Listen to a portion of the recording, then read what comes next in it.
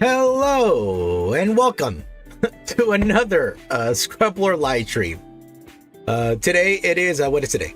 I already forgot today's date. It is a Wednesday, May 21st. Hopefully you're having a good morning, afternoon, or good evening, depending on your time zone. And also hopefully you're having a wonderful day. And yes, it's another beautiful hot day. Yeah, it's getting a little hot today to play Nikke and stream and all that stuff. Maybe a little too hot today. But either way, hopefully you're having a good one, guys. And I apologize about not streaming yesterday, guys. Oh, man, I really did not feel well, guys. Basically, the last time I streamed, like at the end of the day, like not long after that, I started my head really started hurting. Unfortunately, I still had to do a couple more things. So I just quickly did what I had to do, went home, and yeah, and then I woke up the next day and I still wasn't feeling well. And as soon as I was done with I quickly got finished with the project, and extremely quickly. And I just literally slept all day, guys. I literally want to sleep all day. So yeah, I literally didn't wake up until the next day. So yeah, I really was not feeling well.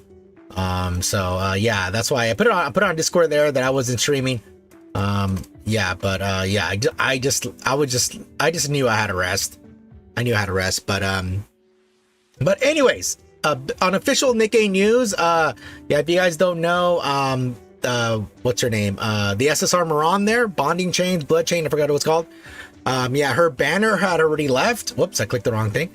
Yeah, her banner has already left. So if you happen to not pull for her, don't worry, she's not permanently out of the game. You just have to wait until Shift Up decides to put her back on the normal pool, which usually happens every so often. Usually they do it in batches. Sometimes they do it like one after another, you know. But yeah, right now she's not in the normal pool. So if you want to get her, you know, I'd probably wait till she's back there, which I'm assuming is gonna be on the next update. That's what I'm assuming. But if not, I mean, you know, it could be whenever. Besides that, what's it called? Oh, also her costume gacha is gone as well. So yeah, her costume gacha is gone. So yeah, so if you don't happen to, you know, if you don't want her outfit, or you know, you just don't want to spend the money or whatever, or you just didn't like it, don't worry. Yeah, I'm pretty sure they're gonna resell that later. I'm not exactly sure how they're gonna do it. Yeah, they didn't actually say how they're gonna do it, but yeah, those two are gone for now, at least. Yeah, where Mahara will probably be back sooner than the reselling of the costume gacha there. Besides that, on the official Nikke news, there's really not that much, guys. Yeah, the official Nikke news, there's literally not that much right now. But the good thing though is that basically the hard mode of the event archive is unlocked. So we'll actually take a look at that when I hop into my main account here. Right now I'm currently on my alternate account. So yeah, as soon as we're on the main account, we'll look at the hard mode since it is unlocked. Oh, see, it is a Luigi board there. Yeah, the Luigi board for the hard mode.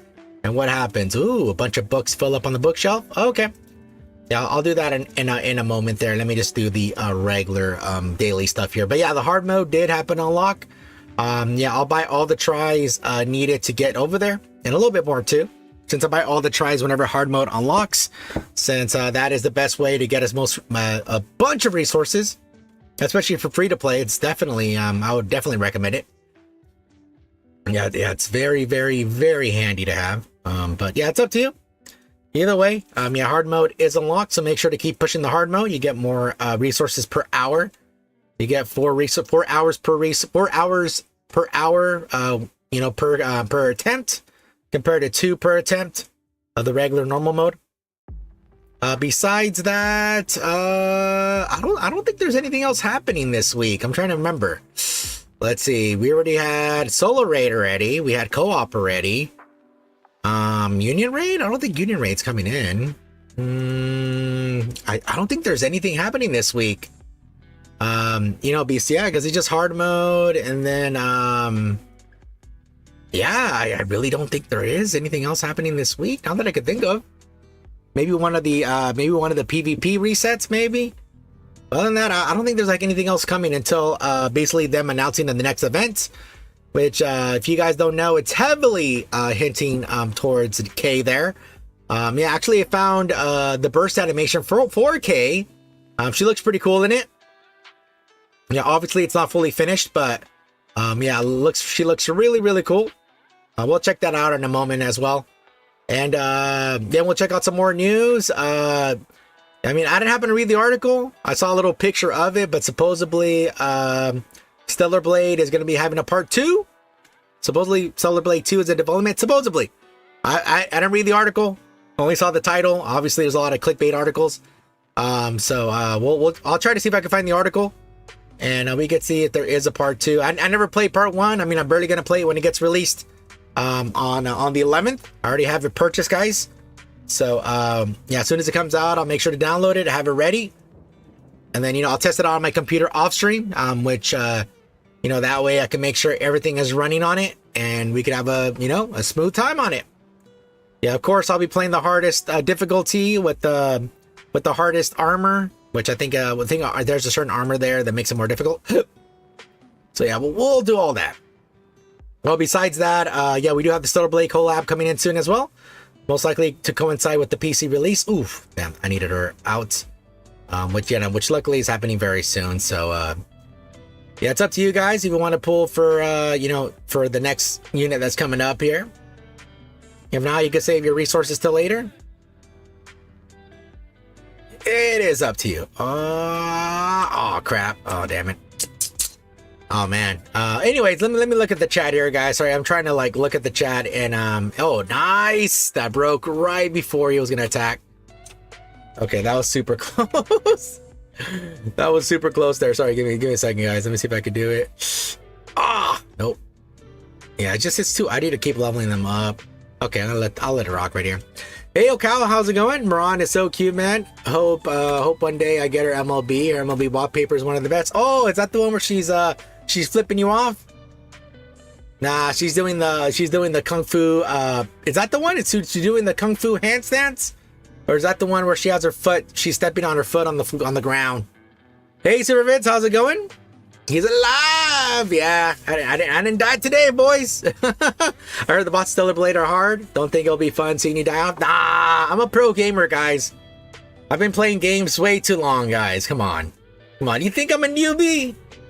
Come on, you think I should do the save me difficulty? Nah, I don't need the I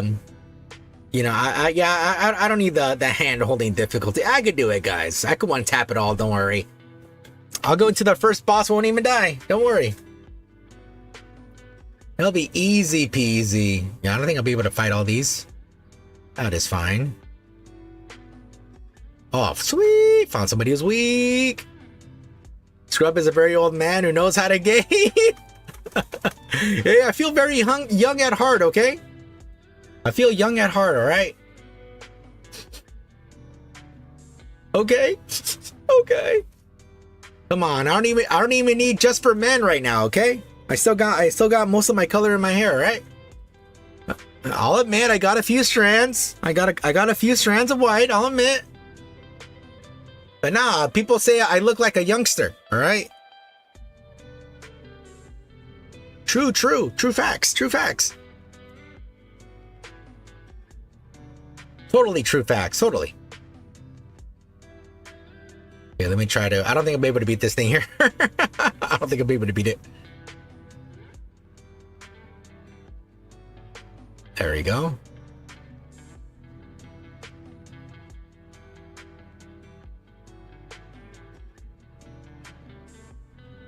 Oh, it's gonna be a pain in the butt.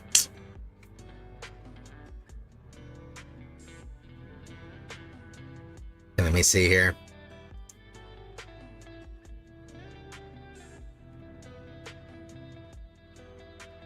Wait. I'll read that in a second here.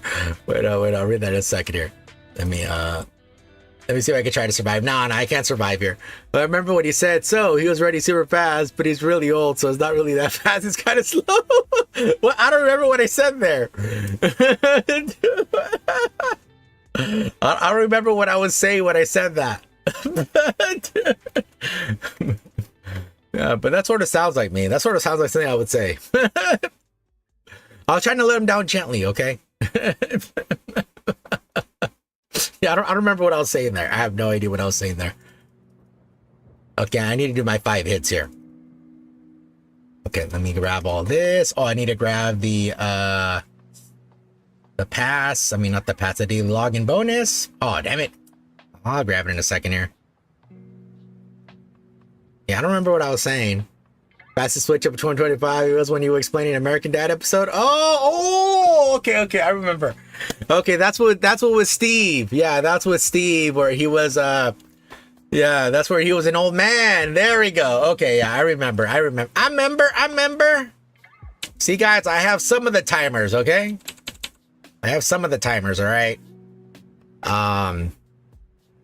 Yeah, now I remember now. Yeah, he was running pretty fast for an old guy, okay? Yeah, I should really say he was shuffling as fast as he can. Yeah, he wasn't really picking up his feet, you know?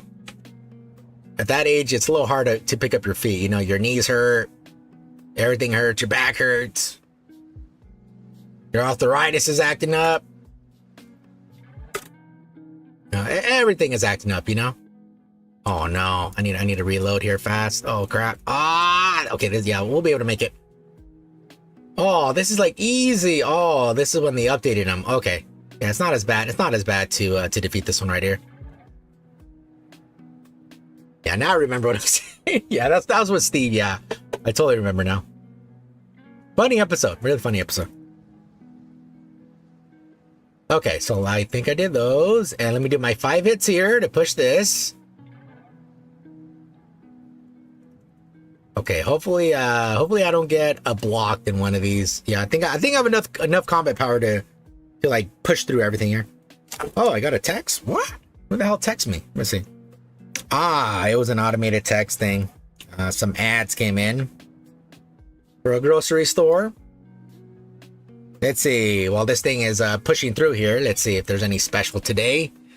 Maybe they got some prime rib on special.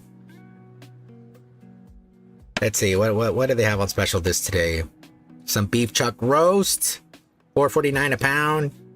Avocados, 89 cents each. Ugh. Oh man, there's really not that good stuff. Ground beef, $4.49 a pound.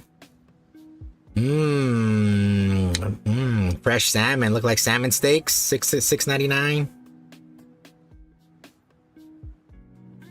$8 for a 24 pack of eggs. Blech. Let's see here. Nah, everything's disgusting in price here. Yeah, these are not really that big of a sales. I mean, I wouldn't even call them sales. Yeah, nothing really good. 3 pounds of apples for $2 each. That's like 3 apples right there. Yeah, they weigh so much. Yeah, some of these apples weigh so much that it's like, yeah, it's like not that much on there. You get very few apples.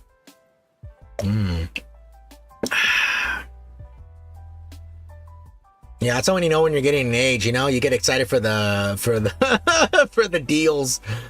For the grocery deals. It's sort of like in Chainsaw Man. I keep saying Chainsaw Man. I mean One Punch Man. Exactly the same way, you know?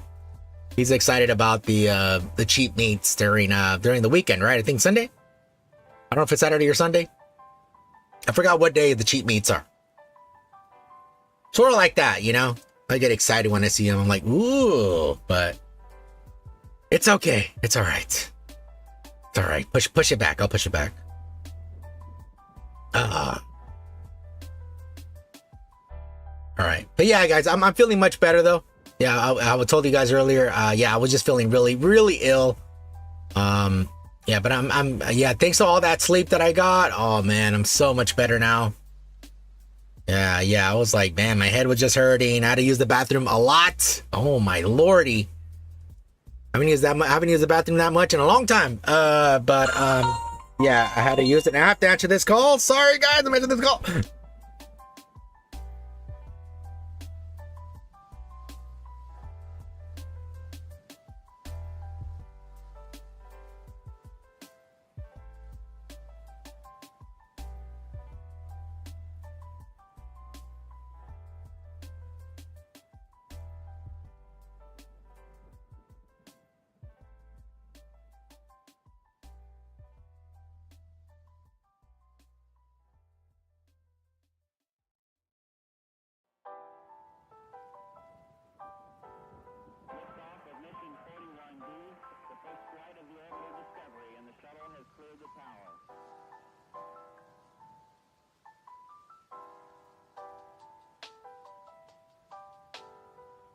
Four computers now have primary control of critical vehicle functions.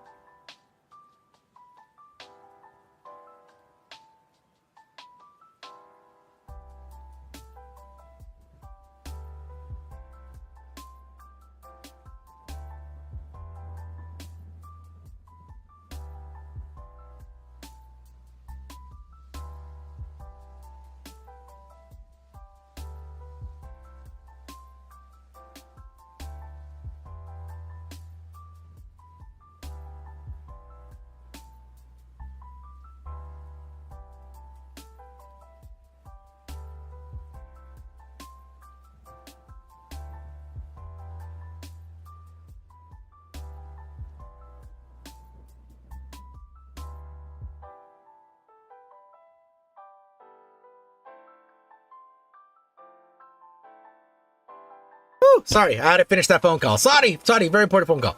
All right, I am back. All right, yeah, sorry, just I had to get some news there. All right. Let me see. You pay for all the battle passes and gacha skins only to complain about $8? Wait, what? $8? Wait. Did I talk about $8? Oh, I remember about the Stellar Blade. Yeah, yeah, those are my $8. Okay. Yeah. Oh, $8 for eggs. Oh shit. Okay, yeah. Those are my $8. Okay. No, usually they're cheaper. Yeah, they're cheaper. Usually I eat like 4 eggs a day, so that's gonna last me that long. You know, I was trying to go. I was trying to do the Gaston diet. You guys know the Gaston diet, right? You guys know Gaston from Beauty and the Beast. Let me log into my main account, okay? Remember what he was saying when he was growing up?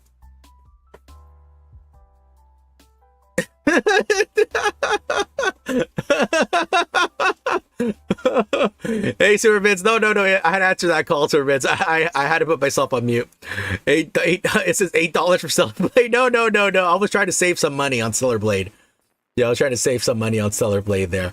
And yeah, the good thing is Stellar Blade had a 15% discount on the Green Man Gaming. I'm not sponsored, just by the way. I'm just saying it. The thing is, a couple days after, I guess they noticed that they forgot to put Stellar Blade on the exclusion list, where you couldn't use that coupon on Stellar Blade on the 50%. So by the time I wanted to purchase it, I could only get the 10% discount. So I missed out on that $8 discount there. That's what I thought you meant with the $8. Yeah, that's what I thought you meant. But the eggs, yeah, that price is atrocious right there. That price, $8 for eggs, for a 24 pack of eggs, is atrocious. But it's okay. It's all right. It is all right. It's all right. You know, it makes me want to think like if I should just get my own chickens instead. You know, get my own chickens, then have my own fresh eggs. You know, right there, get them right fresh. You know, I can still feel the warmth from the eggs. You know. Yeah, I don't know, but then you have to take care of chickens. You know, that's the other thing too. You have to go see them, feed them, talk to them. Now, yeah, well, I mean, well, luckily the chickens eat both grains and meat. You know, so any spare meat or whatever, you just throw them to the chickens and they'll eat it. Yeah, the chickens will eat like anything, man, almost anything. You know, they can't eat the bones and stuff since you know, they don't have the teeth, you know, but throw some goats in there. Shh. Yeah, the goats will eat anything. Oh, what is this? Arcana Archive fan creation exclusive pics. What is this? Hi, everyone. Say it together. Entertainment! It's Mustang, the one and only CEO of TheRelaxedMovement. Want to burn those fabulous moments of creativity into memory? I personally selected some of the finest Arcana Archive fan creations. Oh, what is that? I didn't even see this. It probably costs more to take care of chickens instead of buying eggs. I know, but you got like infinite eggs, you know? And then as soon as they stop producing eggs, then you have some, you know, you have some fresh chicken breasts, you have some chicken legs, you have some wings. Oh, that sounds pretty cool. Oh, very cute. Oh, damn. It's a little bit more realistic. I like it. Oh, damn. This is from Persona there. Very nice. Oh, that sounds pretty cute. Oh, that's it? Oh, okay. Oh, that's pretty good there. All right, that is pretty good. All right, I wanted to see what this Moran one was. Let me see. Whoops. Since I don't know what exactly the Moran's burst animation is, the background there. Let me see. Where is she at? Whoops. That's what I have when I don't have it on the line.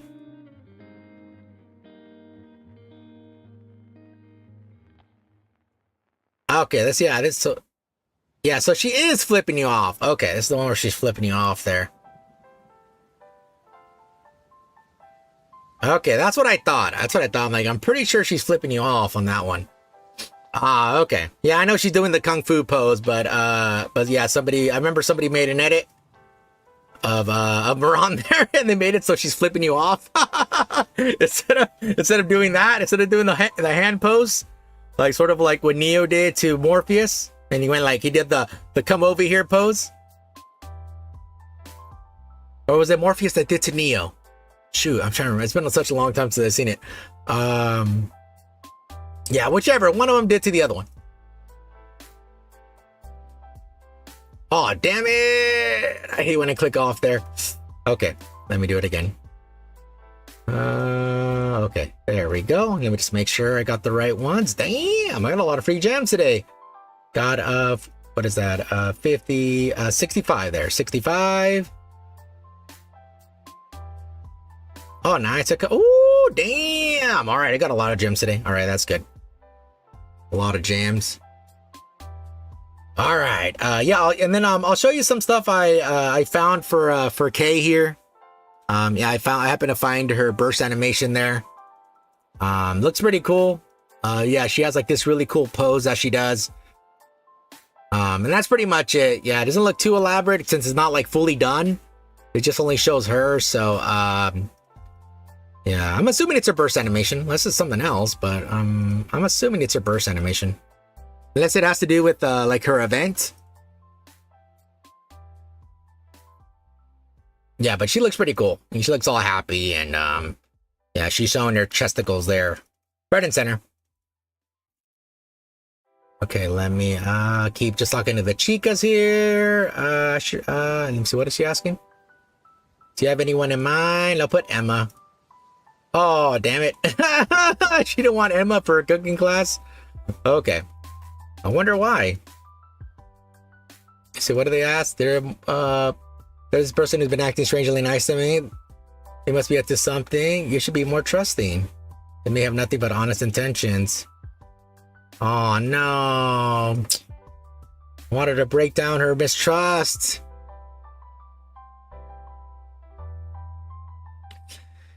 If you have 1 or 2 chickens, it's pretty easy to raise if you have the space for them. Let me do this. They mostly eat anything, bread, vegetables, fruit, etc. But you can buy some chicken seeds, which amount of eggs you get from those 2 chickens will get your money back. I know, I'm thinking about doing it. You know, we have some chickens there. The kids will like it, you know? I mean, I don't know if they're going to be scared of the chickens, because I know some chickens are like very violent. they'll like attack on sight. Yeah, most chickens are chill. Most chickens just run away, you know.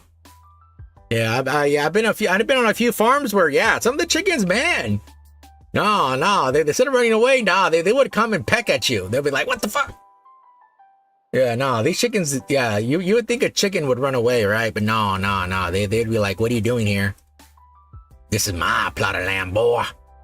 Yeah, no, yeah, some of these did not, yeah, no, they were not chicken at all. They were not yellow bellies. Okay, I think I did all that. You know, let me do a free pool today. I know, I'm so sad that the free pool got removed.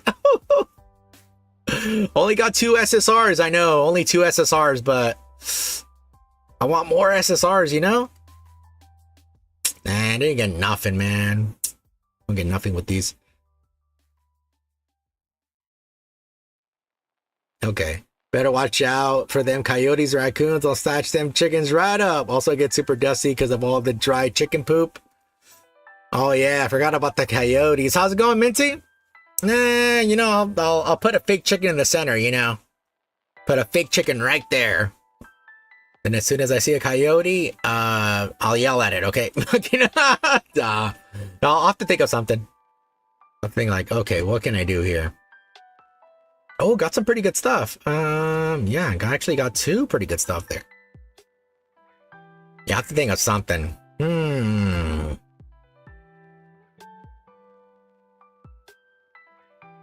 Yeah, something.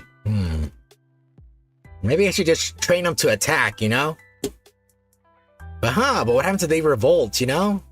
I bet you I could train chickens to attack. Like attack on, you know, they'll like attack when something's not supposed to be there, you know? I bet I could get it to work. True, the hardest work is protecting the chickens rather than raising them. I bet I could get it to work. Just figure out something, you know?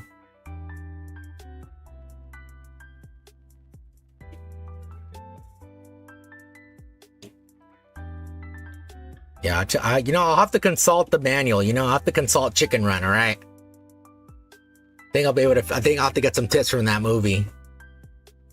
I think I'll work. I think everything will work out just fine. All right. Just fine. All right. Just get a guard dog. Couple guard dogs. Hey, Celine, how's it going? Yeah, hopefully you're doing good. Hopefully everyone's doing well.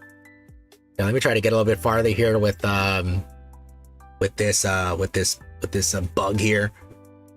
Yeah, I need to find a good team for this. I just been lazy and haven't bothered to do it. I know Shift Up put this new thing on the game here, where they actually know what teams people use to succeed on this thing. Yeah, I haven't bothered to take a look at it, but I really should. So let's see here. Let me see if there's anything else that got leaked here.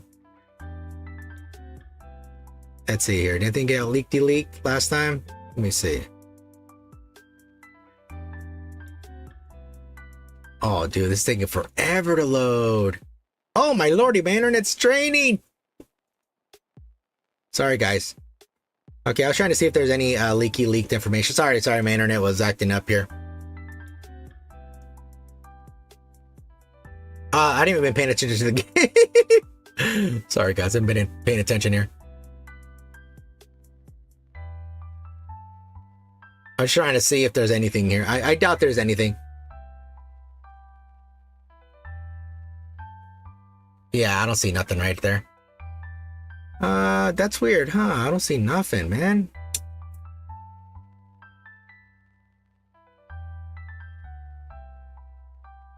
Oh, I mean, I found the banner for K. I wonder if it's a true banner. I mean, it looks legit. Oh, crap! I wasn't paying attention! Oh, I got to stage 4 anyways. That's fine.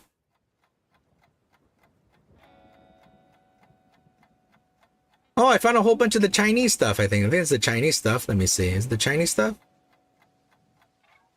Let me check. Oh, it's taking forever to load. It's my internet, too. Yeah, oh, it is the Chinese stuff. Okay. That's fine. All right, I'll show you this stuff soon, guys. Just let me, oh, it's not here. I thought they added it. Could have sworn they did. Is it me? Oh, no, it's not you, Minty. It's me. Yeah, sorry. My internet's like, yeah, it's like all janky right now. I haven't had a chance to like, you know, to check out why it's all janky. I haven't had a chance to do it. Dogs will also eat the chickens. It's best to invest in good chicken coop or a big bird cage. You know what? Instead of getting chickens, I should get ostriches. That way I have one gigantic egg. Yeah, dude. Oh, dude. One time, I took this trip, and on the way of us, like, you know, checking out all these places, we visited this ostrich, and which I don't know, they had emus, but it was ostrich and emus in there, like a whole like a I don't know. I mean, what do you call them? Not really a zoo because there's only two animals. A sanctuary? I don't know what you would call them. But anyways.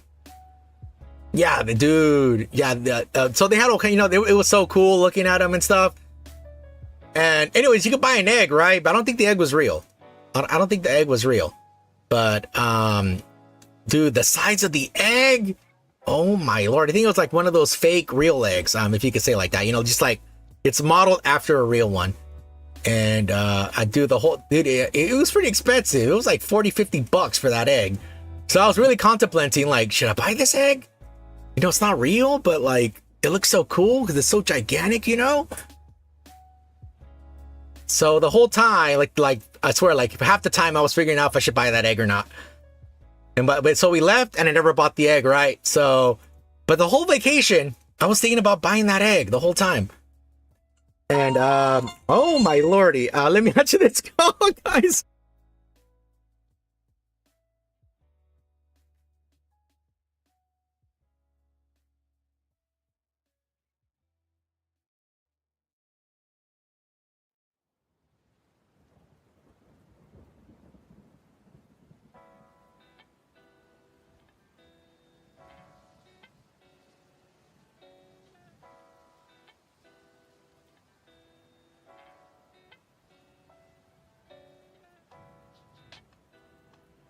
All right, sorry about that. Sorry.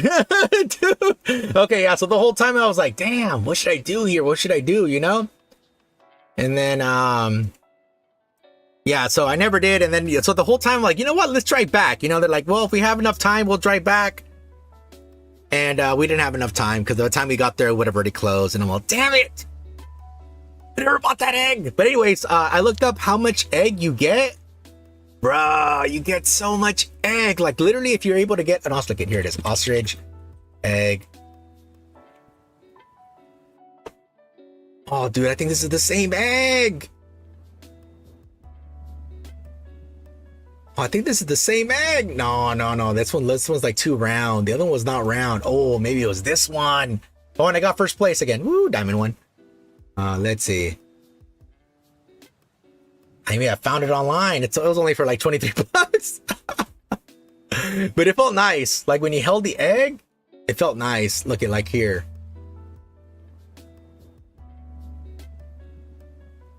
Let me view the image. Yeah, see, it looked like this. It's big. The actual egg is huge.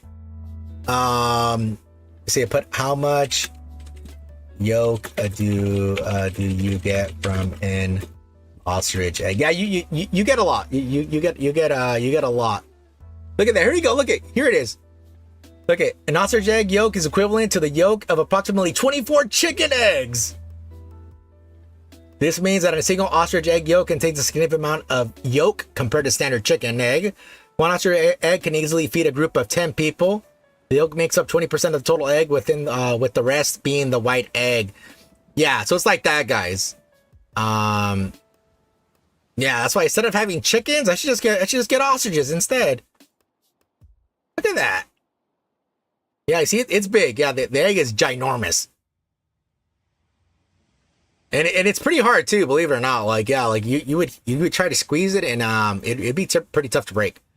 But yeah, instead of having chickens, I should just have ostriches instead. Maybe that'll be better.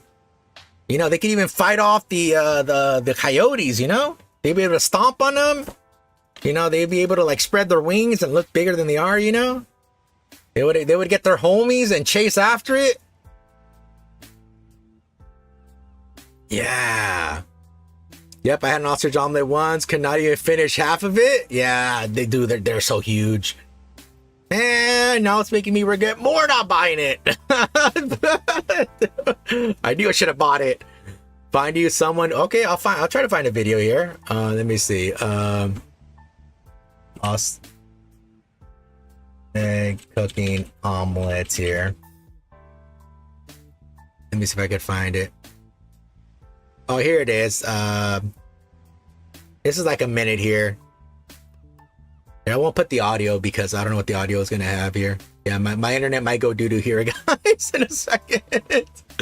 Yeah, my internet is, oh, dude, even the YouTube video is taking forever to load. Yeah, ever since I switched that equipment, it worked like in the beginning and now it's like having a tough time. Yeah, you know what? I'm gonna have to find my wireless the card as well. Let me see. Here it is. Look at. Let me take this out here. I won't put audio here because let me. Oh my lord, YouTube. I mean YouTube. See, look at look at that. You see? That's an ostrich egg right there. Yeah, it's ginormous, guys. Like, yeah, I saw it in real life. I'm like, oh my god. Yeah, you see? Yep. Oh, dude, that's exactly what I did. Yeah, this is exactly what I did too. I literally fed them and everything. Sorry, my internet was going down there, little guys. Yeah, dude. Yeah, dude. They're pretty scary. Their eyes are extremely scary, guys. The eyes are like tennis ball size, and dude, they just pierce your soul, man. Yeah, the ostriches are pretty scary. Especially how they pecked that food, man. Yeah, look at that.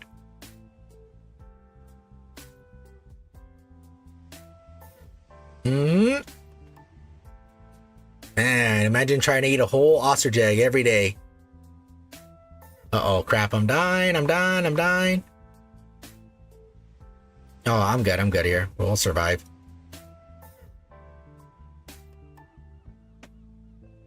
Oh, they're putting other stuff. Oh, they're putting potato in there. Okay. Putting some potato. I think that's starch, I think.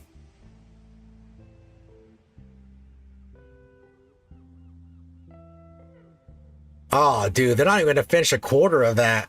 Having potato in there? Yeah, you have potato in there, dude. You won't even finish a quarter of it. Yeah, you'll be lucky to finish that. You'll probably be full by the time you even finish a quarter of it.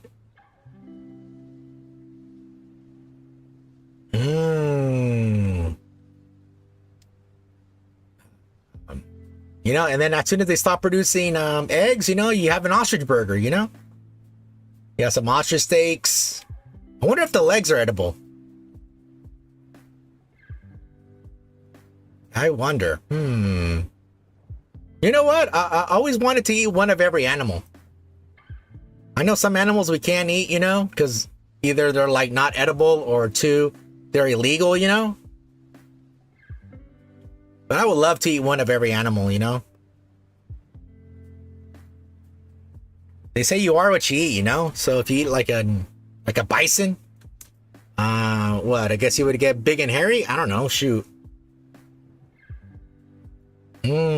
Bison burger. Sounds good too.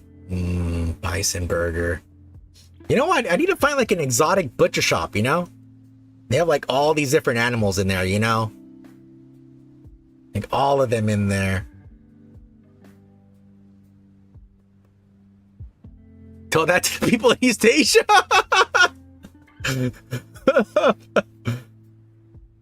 Oh no. Yeah, I mean I could go to like a wet market, you know, but I might leave more with just a dead carcass, you know? Go over there and leave with something else. Dude.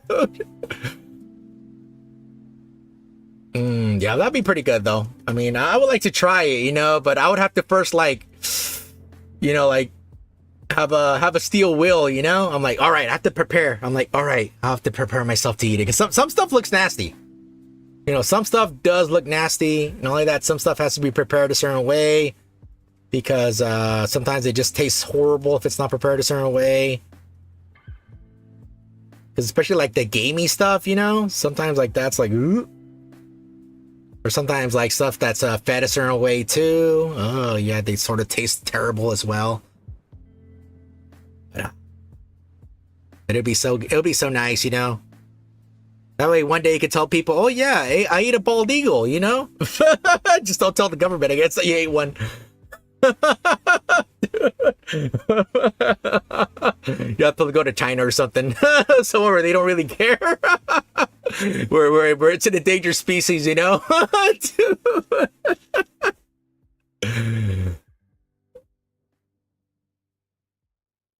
Yeah, or you know, maybe they just tell you it's a bald eagle, but it's not, you know.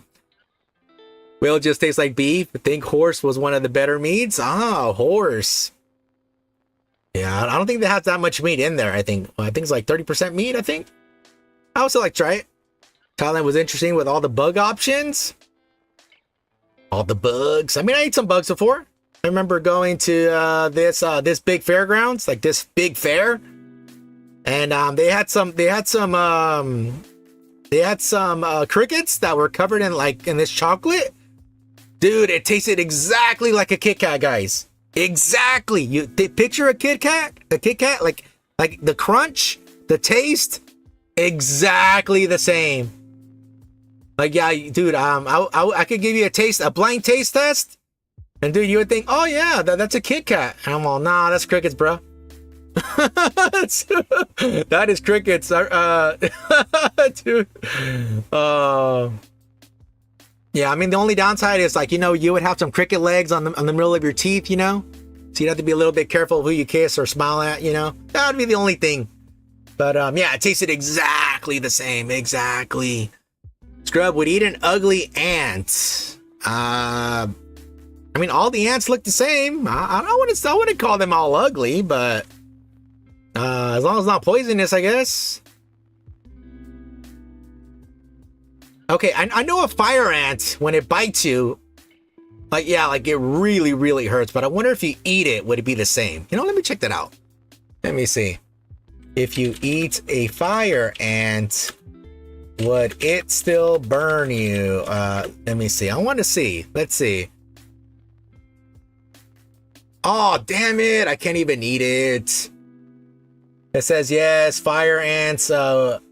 Oh, no. Oh, no. That stings. And other reactions, if you were to consume them, the venom is stored in the ant's body and would be released during the process of being eaten, leading to characteristics, burning, feeling, and potentially other reactions. Ah. Boo. You know what? Maybe it's just a spicy version. Like when you eat some chips and you get some like hot Cheetos, maybe it's that like nice spiciness, Hey Dominus, how's it going? Maybe something like that, like, I don't like these chips. I don't like these bug chips, I want the spicy ones, but instead of getting just a little spicy jalapeno, you're gonna be getting like a Carolina Reaper chip instead. But instead of only burning your mouth, you have a bunch of blisters on your body. Maybe something like that. I don't know. It says the giant fire grub took a lot of courage to eat. Not gonna lie, I want to see what that looks like. Giant fried grubs. I want to see. Let me see. Giant fried grubs. I want to see how they look like. Oh, these little guys. Oh, these don't look so bad. You know what? They sort of look like, oh, dude, I can't remember what they look like. They look familiar, though. They don't look that bad. You know what? I think if you would cook them, I think they would come out pretty crunchy.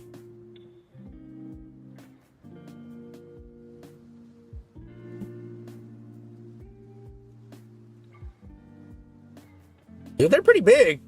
They're bigger than its thumb. I wonder if you could put it like on each finger, You'd put your finger in there and you go, like sort of like for me when I put olives on my fingertips. Something like that. No crunch, all juice. They usually say the sweeter the better, what is it? The blacker the berry, the sweeter the juice. I don't know if that's like the same thing for a bug. Let me see. Let me go. Sorry, the chat moved. Oh crap. I already forgot where I stopped reading at. Where did I stop reading at? Oh, here it is. You seen the close-up image of an ant's face? They're all ugly. Aw, come on. They're just born that way. It's not their fault. Isn't that the case for most insects? I've eaten ants before. They taste like peanuts. Carpenter ants taste like vinegar. Wasn't a fan. Oh yeah, for any vinegar taste. Yeah, for that. Yeah, I really don't like that taste. Yeah, I tried it one time. Like I think I tried a wine that way. I tried like a salad. Oh my lordy. I literally couldn't stand it. I could not stand it. Like, yeah, they just it just like it's I don't know, it did not taste well. Thank you, Science Camp.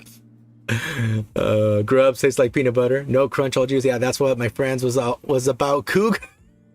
What? There's a video where Bear Grylls eats a live one of those big worms. You know what? Sort of reminds me of that scene from I was gonna say Little Mermaid. I mean Lion King.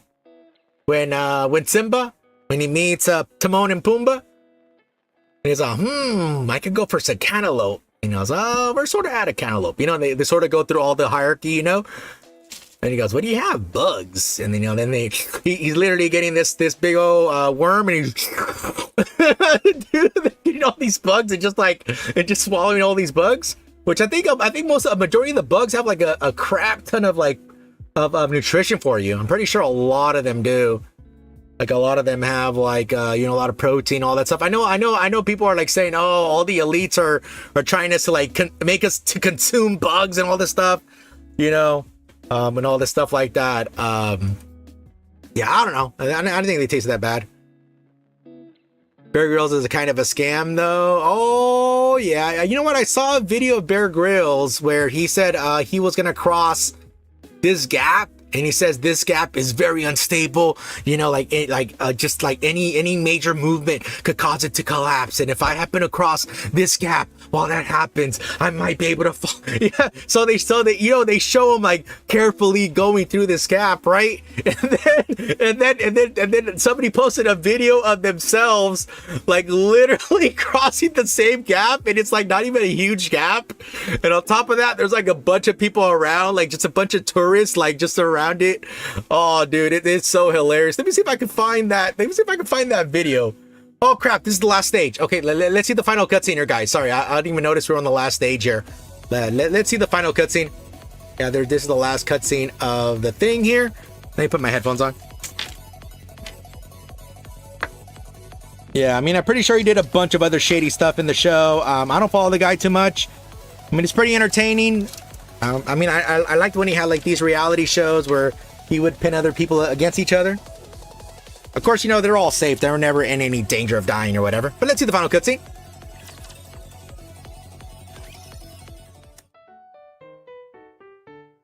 Okay, a few days later. Yeah! She's doing her best Link impression. Arcana stares intently at the stones scattered on the table. And... oh, Delta! Delta's getting some love? What? Well? Shh! You'll jinx it! I understand.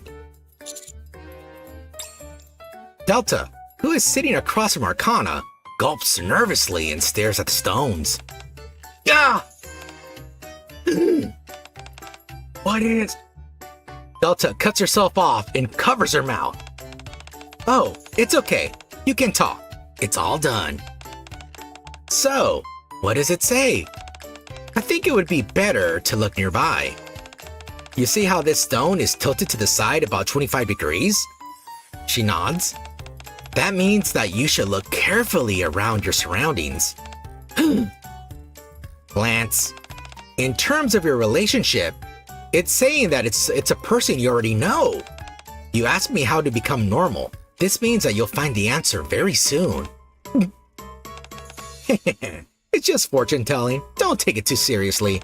Unless... Arcana tapped on the tarot cards. You want me to do a tarot reading? This is my specialty, so it might be more accurate. Yes, please. A wise decision. Since you're a new customer, I'll even give you a discount. Half off. I knew she was scamming. I knew it. Wait a second. It says patience now. You'll be after Delta. That's not what I meant. What are you running your business in my room? I have no choice. How could I know I needed to re-up my lease on the day I lost my memory? Why didn't you take care of something that important earlier? Or couldn't she have stopped by your shop when you were going around trying to recover your memories? Let me go to the second one. That landlord is a real tyrant. Is a 1-day grace period too much to ask? I've never been late on my rent ever once, and they kick me out on the first chance they get. Don't change the subject. Oh, come on. Let me stay here for just a while. It's not like I'm gonna be shacking up here permanently. I'll just be using it here and there for work. Absolutely no. Huh?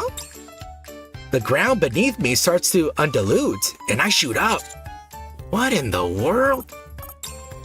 The tremors become more severe in the spot where I was sitting. And a hole opens up. You gotta be kidding me. From inside the hole? Huh? Instructor? What the heck is the commander doing here? Hey, monsieur. Fancy meeting you there. A few familiar phantom thieves appear. I'm here because this is my own room. Oh, guess we ended up somewhere we've been before. Hi, Phantom. Arcana? What are you doing here? This is my new workspace. I see. The hell it is? Are you conducting some, phantom activities? I am. I was scouting for the Thieves of Justice activity schedule for this weekend. Damn it. Was that supposed to be a secret? Correct. No one outside this room can know about it. What's all this about phantom thieves? Well, I didn't sense your presence at all. Me neither. Oh, interesting. Would you like to join the Thieves of Justice? Oh, please, Delta, say yes. That means that you should look carefully. Oh, she's gonna say yes. Okay, let's get to the actual scene here. So, I should look around me? Alright, let's take a look at your destiny. Arcana holds my hand and makes me flip over a tarot card. Oh, the Fool. What does that mean? Oh, you're not making fun of me, are you? But what does that mean? There are many different meanings, but in this case, it probably signifies that you'll be getting mixed up in something new. Can I really become a phantom thief? Anyone who is righteous is welcome. Uh-oh. Here we go again. Aw, please, Delta, become one. Oh, that'd be so good if she does. Oh, that was super cool. I like that it was just a nice, a nice slice of life type of ending there. Oh, very nice. And not only that, we got some Delta love, which is even better. Yeah, because Delta's hardly in the stuff, so having her come out here, oh, that was a super nice surprise. Yeah, super, super nice surprise. Oh, man. Okay, let me get all this stuff here. Yeah, so I wonder how her outfit... Oh, maybe she'll have an alt character. She'll be the Phantom Thief, Delta. What will she be? The Silent Assassin? No, they're not assassins. Maybe the Silent Step Delta. Shoot, I don't know. Whatever it is. Oh, that'd be so good. Okay, let me just read your chats here, guys. Sorry. Let me go. Hey, Menos, how's it going? I had a conversation about eating on orca whale's tail before, but sadly it has too much mercury. Aw, no. He admitted that the whole thing was staged after the show ended. The whole thing? The whole thing? Oh, no, not the whole thing. That would have been like part of it. In fact, I have no idea if whales in general were eating. Oh, were be able to be eaten? I assume the Japanese were eating whales. Wait, don't the Japanese hunt whales? Because I remember something about the people were hating on the Japanese because they were hunting whales, and I think like the Peace Corps or something like that was trying to disrupt Japanese whale boats or something like that. I don't know 100% of it. To be fair, no one would really risk their life for entertainment. The show is meant to educate people. This is true, but then again, you do have YouTubers. Yeah, they would try it. Yeah, you got these idiots who like go by themselves and don't have like medical personnel or even like any other person with any medical training there whatsoever. And yeah, then you have to go rescue them, and it's just a big old drain of resources for something they shouldn't have even done in the first place. Yeah, that's always fun. That was fun. Foreshadowing, maybe? Yeah, maybe. to kill an F ton of dolphins. Oh, okay. I don't know. They eat dolphins too. I wonder how they taste. You know, but you do gotta remember that dolphins are pretty smart. You know, so well, sort of like pigs. You know, because pigs are super smart too. And we eat them as well. Yeah, pigs are really intelligent. So, but you know, that's just the way it is. One of the two, or was it a purple? Oh, I don't know. I'm not really sure, but I know they're big on a lot of the fish stuff. You know. Okay, let me try to find that Bear Grylls video. Let me see. Yeah, I remember seeing one. I don't know all the Bear Grylls stuff, but let me see if I can find it. Let me see Bear Grylls crossing gap caught. Oh, here it is. I found it. Here it is. I might get copyright written here. Okay, but oh well. Let me see. Yeah, I might get copyrighted written in here, but oh well, guys, we'll see it. It's low quality, but it's fine. Yeah, it's fine, guys. You could just watch this. Dude, yeah, this thing's so dumb. Can be dangerous. I'm sorry, guys. But there is a way to do it. Sometimes you get these lava bridges that cross them over, sort of in the same way you get snow bridges over crevasses. But you've got to be really careful crossing these, just because you don't know what's solid and what's hollow underneath.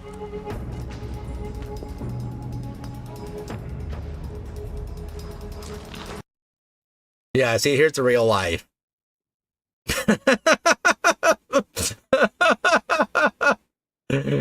Oh, yeah, see, that's it.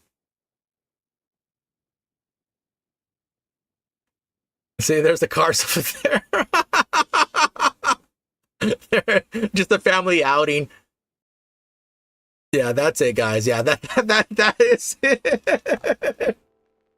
Yeah, that's literally it. Oh man, sorry babe, you might be smart, but I enjoy my pork belly and bacon. Oh dude, they're so good. Wait, find the worm one. Oh, the Bear Grylls worm. I haven't seen that one. Bear Grylls eating a big eating a grub. Is it a grub? Oh, this is a big episode. There's a beetle larva. Is it this one?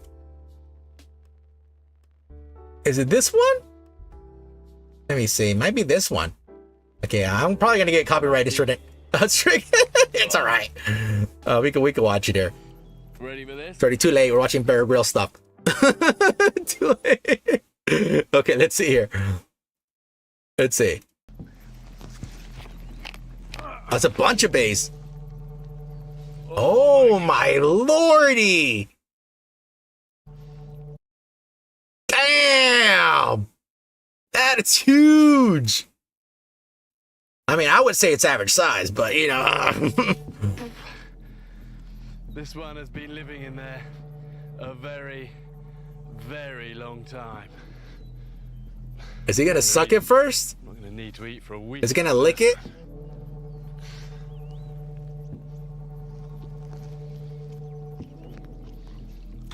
Oh, that's what I was waiting for. That's what I was waiting for. I was waiting for the explosion.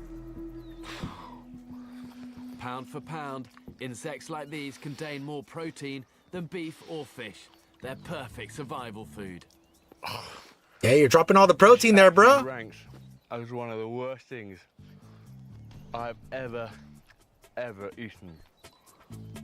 Hey, Simba says slimy but satisfying. Okay. Oh, dude. Oh my lordy. I want to see the explosion again. Ah.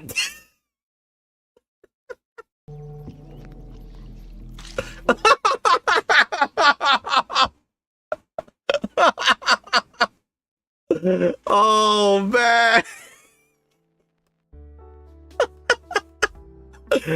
Now you know, guys. Okay, if you're gonna eat them, just chop off that part first. Okay, just chop it off, drain off a little bit, eat the rest. You know, I think it'll be fine. I think it'll be fine.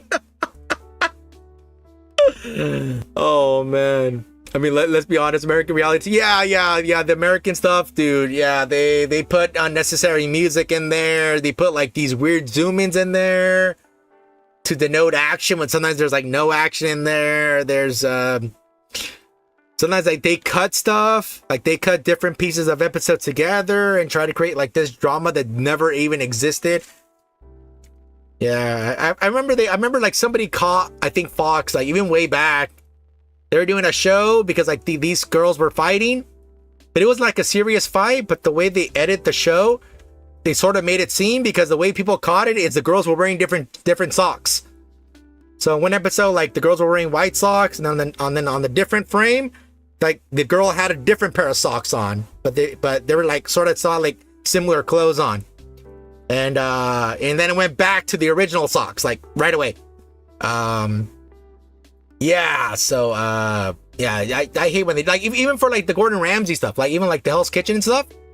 Like not even Hell's Kitchen, I think what is it, Master Chef? I forgot what it's called, but the one where he's like in the where I remember he's like in restaurants and like, you know, doing stuff. And on the UK version, it's like, you know, there's like no music. He's there, he's talking to the people. Sometimes he gets angry, you know, because they're fucking up and they shouldn't be messing up because they're pros, but they're like sending out raw chicken or maybe like stuff that's not cooked well.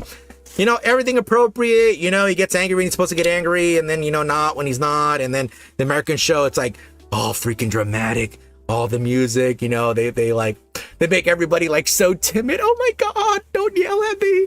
But dude, yeah, it's like night and day, the UK version and the in the American version of the shows. It's like night and day. Oh man. So I don't know why. I mean, unfortunately, I guess the Americans are too addicted to that stuff. Yeah, unfortunately, they don't want to change their ways. Yeah, but that's how they set it up. But anyways, official Nikke news. There's not that much, guys. There's like, by not that much, I mean practically nothing there. Yeah, they're still showing the same stuff as before. Besides, like this little twatter thing you can do. You can win some prizes and stuff. But yeah, I just wanted to show you the latest thing I found regarding K here. Yeah, if you guys don't know, K is coming out soon, guys. You know, besides having this thing here, which just looks pretty legit. But yeah, I don't think it's 100% legit, but I think somebody did a very good job here. Yeah, I think somebody did a very good job on this. Yeah, I don't think this is legit because I think it's missing some stuff here at the bottom. Like the I think the copyright shift up thing, I think it's missing. But somebody did a very good job on this. Extremely good job. But yeah, but besides that, it was this thing here, which I think, sorry if my internet's going to be lagging here, sorry. Sometimes the Discord stuff acts up here, which was this thing over here, guys. And yeah, so I sort of found the actual animation for this thing. So I could show it to you. I can actually show it to you. Mostly fake, but you gotta respect his commitment. Yeah. I mean, that probably was gross, that grub. I mean, it looked gross, tell you honestly. Yeah, it looked yeah, it looked pretty terrible. Anyways, here's the animation, guys. I don't think it has volume, but let me put mute there. Yeah, so this is the work print version. Yeah, this is the burst animation for her. See, so she's stepping off and super cute. Yeah, one of the few times you actually see her smile. She doesn't really smile too often in the actual game here when she's dialoguing, you know, monologuing and talking and stuff. Usually she's pissed because she's on a mission and, you know, she's pulled away or, you know, she doesn't want to be there because she's busy doing other things. Yeah, even with right now with the Arcana event, you know, they were both doing a mission and she was taken away. Yeah, but this is the thing there. So yeah, so it's a very short animation here for a burst. Yeah, you get some anime, you get some booba, some booba jiggle. And that's pretty much it. Yeah, I mean, if you guys remember, they did change her design.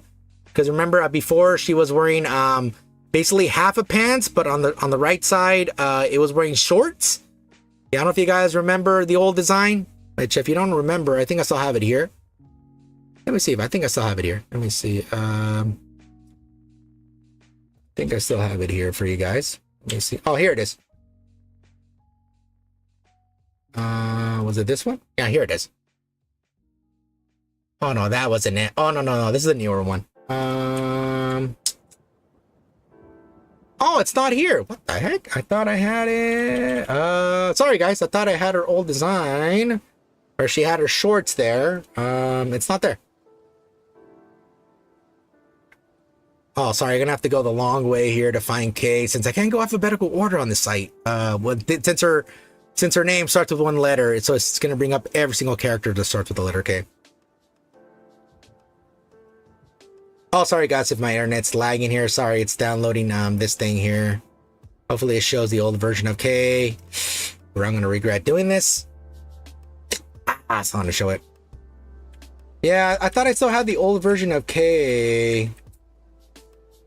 Could have sworn I did. Oh, is it this one? Is it the old version? Oh, here it is. Okay, I do have it. I have it still. Sorry guys if I was lagging there a bit. Sorry.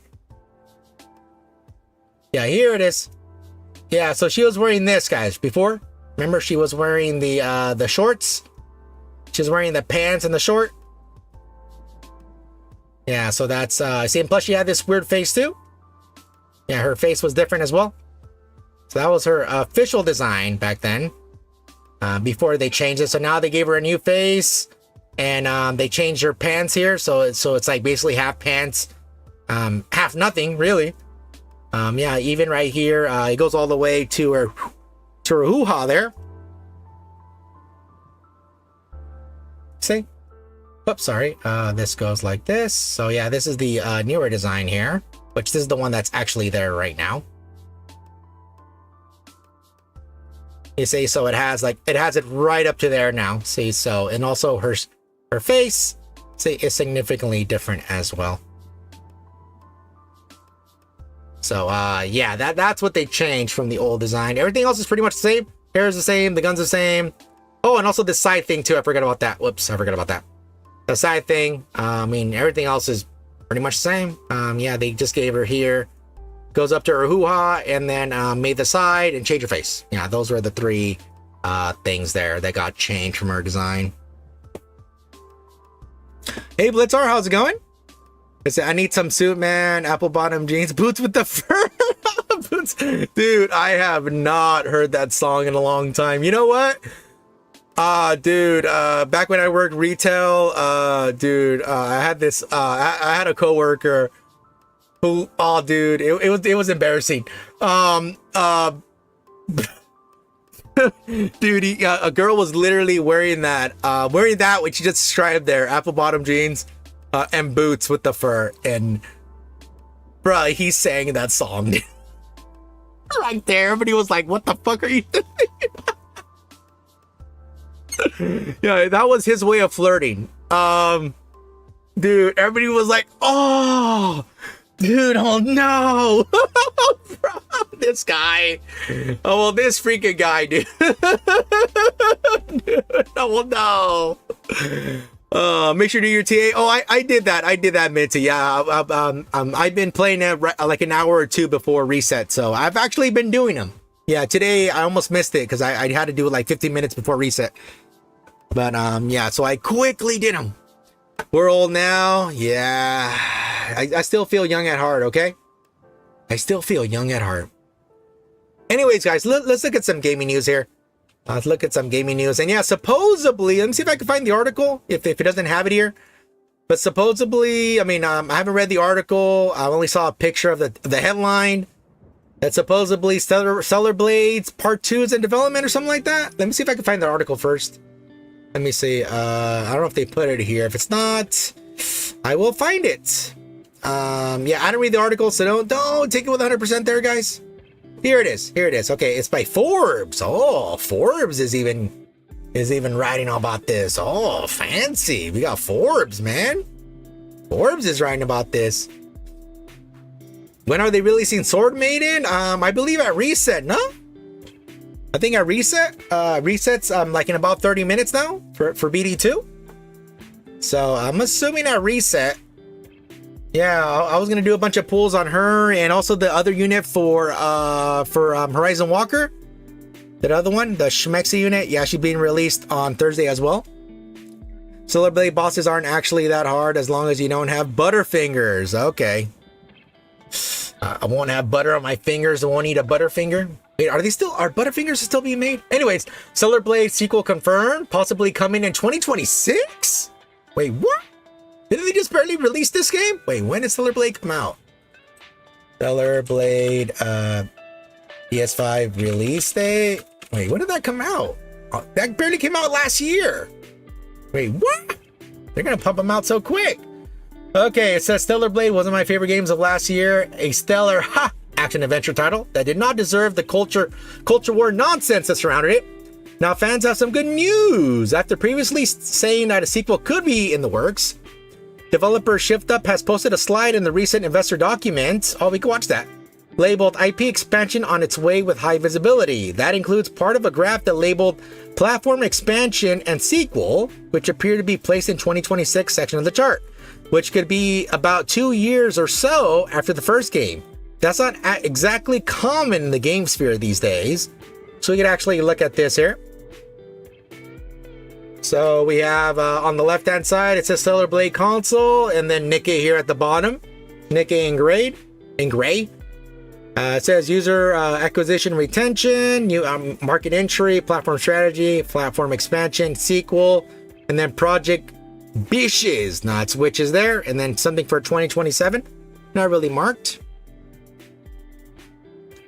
Yeah, it seemed a little too early. I mean, I think they were just like hoping it would be a success, but let's see what else it says. The reason for this is that Stellar Blade was a big success for ShiftUp, financially, critically, and with fans. Specifically, Stellar Blade landed a solid 81 Metascore among the critics and a very high 9.2 among fans.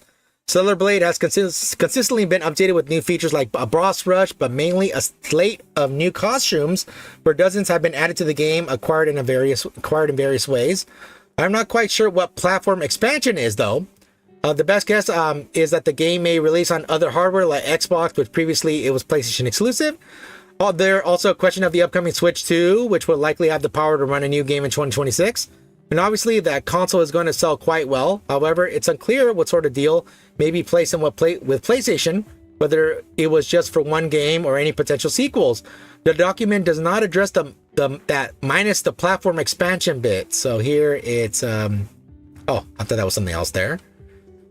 This was not exactly some big announcement, buried in an investor document without expanding into detail, but it's not a surprise given past discussion of potential sequel by the creators of the game.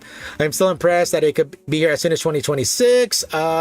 Albeit, as we know with AAA games, that may end up delayed past whatever the first date or release window is announced. Hopefully we'll get information as soon. Okay. Yeah, they didn't really say much, which that's what I thought based off this one image. Yeah, they're not going to get a lot for this one image.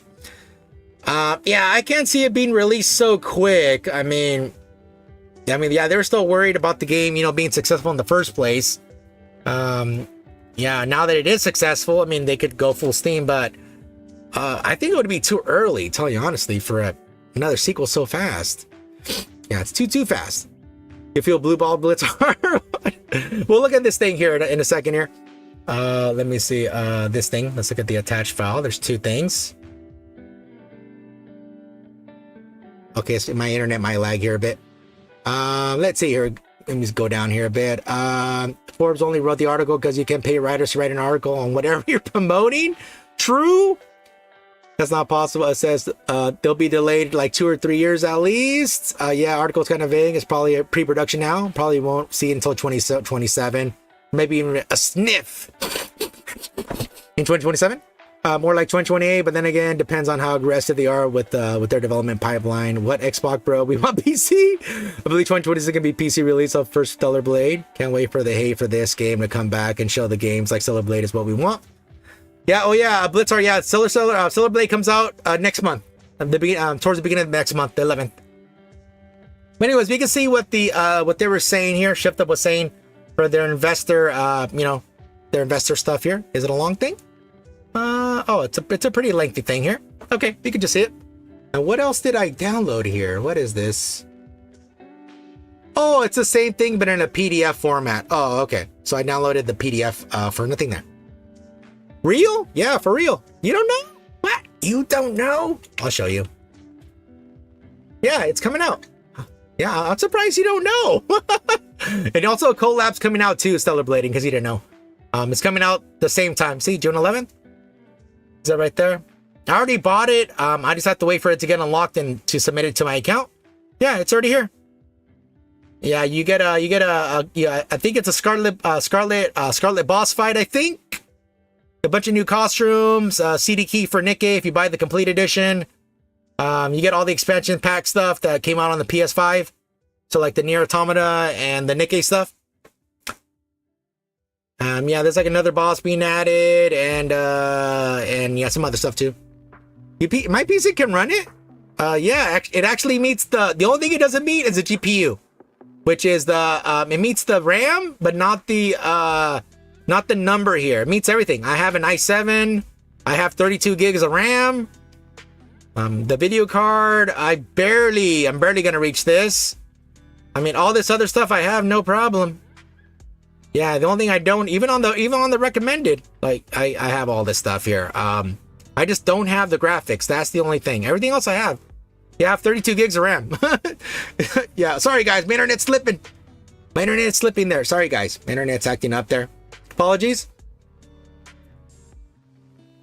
Man has been living under a rock. Do you have any savings to get a mid PC? Not right now. I'm working on it, but not currently right now. Yeah, sorry guys, my internet. My internet's really lagging. Oh my lordy. Yeah, sorry guys. I don't know why my internet's acting up. I apologize. Yeah, it's really annoying. Yeah, I'm gonna get a new setup soon. Yeah, I'm gonna get a new setup soon, guys. I apologize. Yeah, I don't have right now. Yeah. So sorry. By setup, I mean the internet stuff. Sorry, no, not a computer. Sorry. It's UE4, so I should be able to run it on low to mid settings. He did upgrade GPU. Yeah, sorry guys. That was me. Yeah, sorry. I don't know what's going on with my internet. Even though I have fast internet, for some reason on where I'm connected to, even though it's hardwired, I don't have the what I'm supposed to have in terms of internet speed. On my router, I have it, but where I have it connected to, which is not connected to like a hub, that's not going at full speed. So I have to figure it out there. But yeah, sorry guys. Yeah, RAM doesn't matter, bro. 2025 GPU is what runs the game. Nah, I need all the RAM. Didn't you buy a 10 series to replace? Yes, I did. Yeah, I don't remember which one I bought though. But anyways, let me read this. This investor thing here, guys, for Shift Up. It came out this month here. Okay, blah blah. They're just saying, hey, you know, this is just us telling us information that we think is accurate. You know, hey, they're not trying to mislead investors. You know, and all this stuff, blah blah blah. You know, basically all the legal stuff.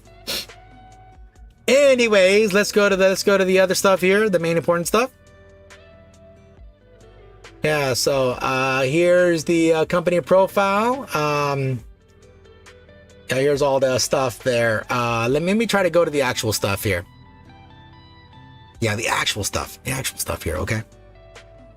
All right, here it is. His highest annual revenue and operating profit in 2024 here. So let's see, and it goes, so Nikke is in the dark gray. Stellar Blade is in this, basically, to me, it looks regular gray. And others is like, I mean, here it shows like super light gray, but up here it's like white. So, not sure. Anyways, and it says per million here, units in millions, Korean won there. So what is this? 53, this one's 53 for Nikke there. So what is that? Oh no, that'd be million there. So what is that, billion? 53 billion? 640 million?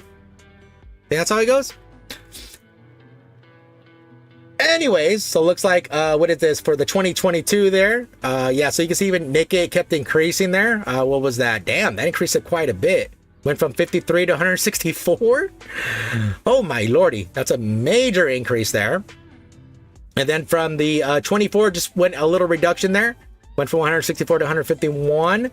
And even then, for Stellar Blade, I mean, obviously it didn't happen to come until here. That's why it's not in this one over here in the 4-year 2023 there. But even then, with both of them combined, actually did eclipse what they had there before. And they had some other stuff here too, which unfortunately, I don't know what the others is. Didn't really say what the others is. So I mean, I guess it could be merch sale or whatever. So you happen to have merch, you have concerts, they have all this other stuff that they're doing. So maybe that's others. I really don't know. But anyways, the numbers are going up, which in business, numbers going up is always good. But luckily, they happen to break down the quarterly stuff here on the right hand side. It says quarterly revenue breakdown for 2024 to 2025 there. So looks like it was pretty stable for the most part here until it got to the fourth quarter of 2024, and then it took a dip for the first quarter of 2025 there. But really, it's not even that big of a dip, even if you look at the numbers here. I mean, really, I mean, it's relatively stable here. I mean, it only went up significantly on the fourth quarter of 2024, but really, it's mostly stable here. I mean, even this, I mean, the number looks like drastically low because it's lower, but nah, it's really mostly stable there. And then for Stellar Blade here, the second quarter of 2024 was at 20. Yeah, it just kept dipping below, lower and lower. Obviously, this is the console game. I mean, it's not a live service game. So over time, obviously, it's going to dip. I mean, the sales start drying up. I mean, with a new update, players come back to try it. New players buy it.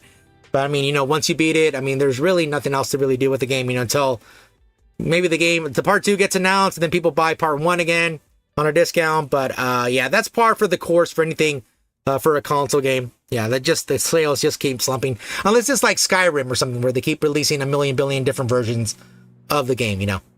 But yeah, that's par for the course. What is that? Simple cost structure, efficiency oriented development.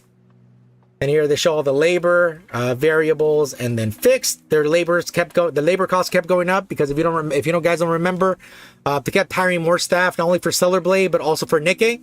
They actually did get was it 100 and something people? I'm trying to remember how many people they hired. I know it was over 100 people they hired to be basically on shift up. I think a majority of them were on Nikke, a few of them were on Stellar Blade, and I think others were on that other project they're making. So that's why the labor cost here went up, since more devs were part of their company now. And plus other staff as well got more there. Yeah, they can even see here, which I don't know if they show how many employees they have. I know they talked about it before. I don't think they're going to show it here. See the wages. Yeah, 2023 here. Yeah, even the wages in 2024. What is that? 28, 32. That went up like what, 4,000 there? I know this is in millions. Was it millions? Yeah, it's in millions. So yeah, went up there. But obviously, how I said before, they happen to like added more people to you know, for the wages in there, and then the incentive, the bonus. Not only that too, you guys remember that they gave a bunch of PS5s. I don't know if they gave them Stellar Blade. I know they gave them a bunch of PS5s a while ago. If you guys don't remember, shift up, free PS5s. PS5. Let me see if you guys don't remember.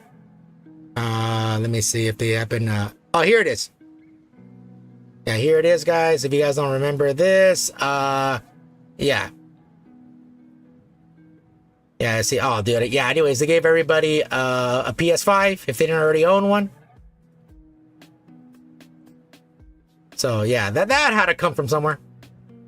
Yeah, they had a huge stack. I don't know if you guys remember. Yeah, I think someone even made like an AI thing where a robot came out of those PS5 stacks.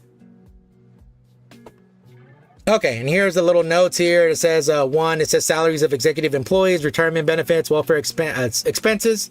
2 is incentives for executives, employees, stock-based compensation, costs, etc.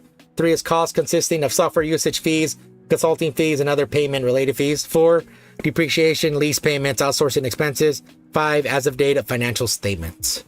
I think it was like 115, 120. Oh, there we go. Damn, they should give me one too for you. Oh, yeah, I don't know if those were pros or not. I'm not really sure. Anyways, and it says intense competition in the subculture game market. It says subculture game market landscape in 2024. And it says 25 is year 25. It says new launch expected. It says Ananta, Neverness to Everness, Wang Yui, Yang Wei, Arknight Enfield, and Fate Extra Recorded. Wait, another Fate game's coming out? Fate Extra Recorded, etc. What is this game? What's this Wang Tang game here? Whoops, I should have actually moved it. Oh, let me, what is this Wang? What is this? Urban Open World. Oh no. Wait, is this the GTA one? Or am I thinking of something else? Oh, ARPG with creatures. Okay, this isn't it. An urban ARPG allied with creatures. Okay, this isn't it. Yeah, okay. All right.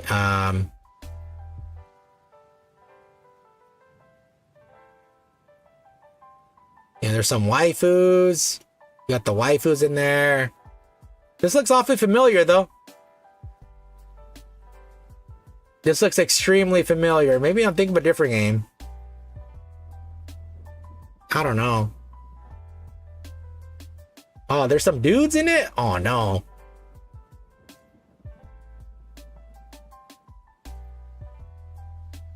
PS5 during release and another fat bonus after release. What is Starseed? I don't know that one.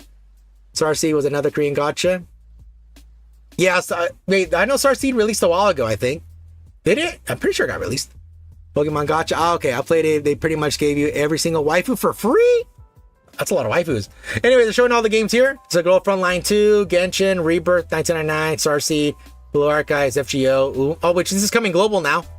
Umu Mazume. Yeah, there's Nikke itself. Honkai, Third Impact. Where is that? Third, right.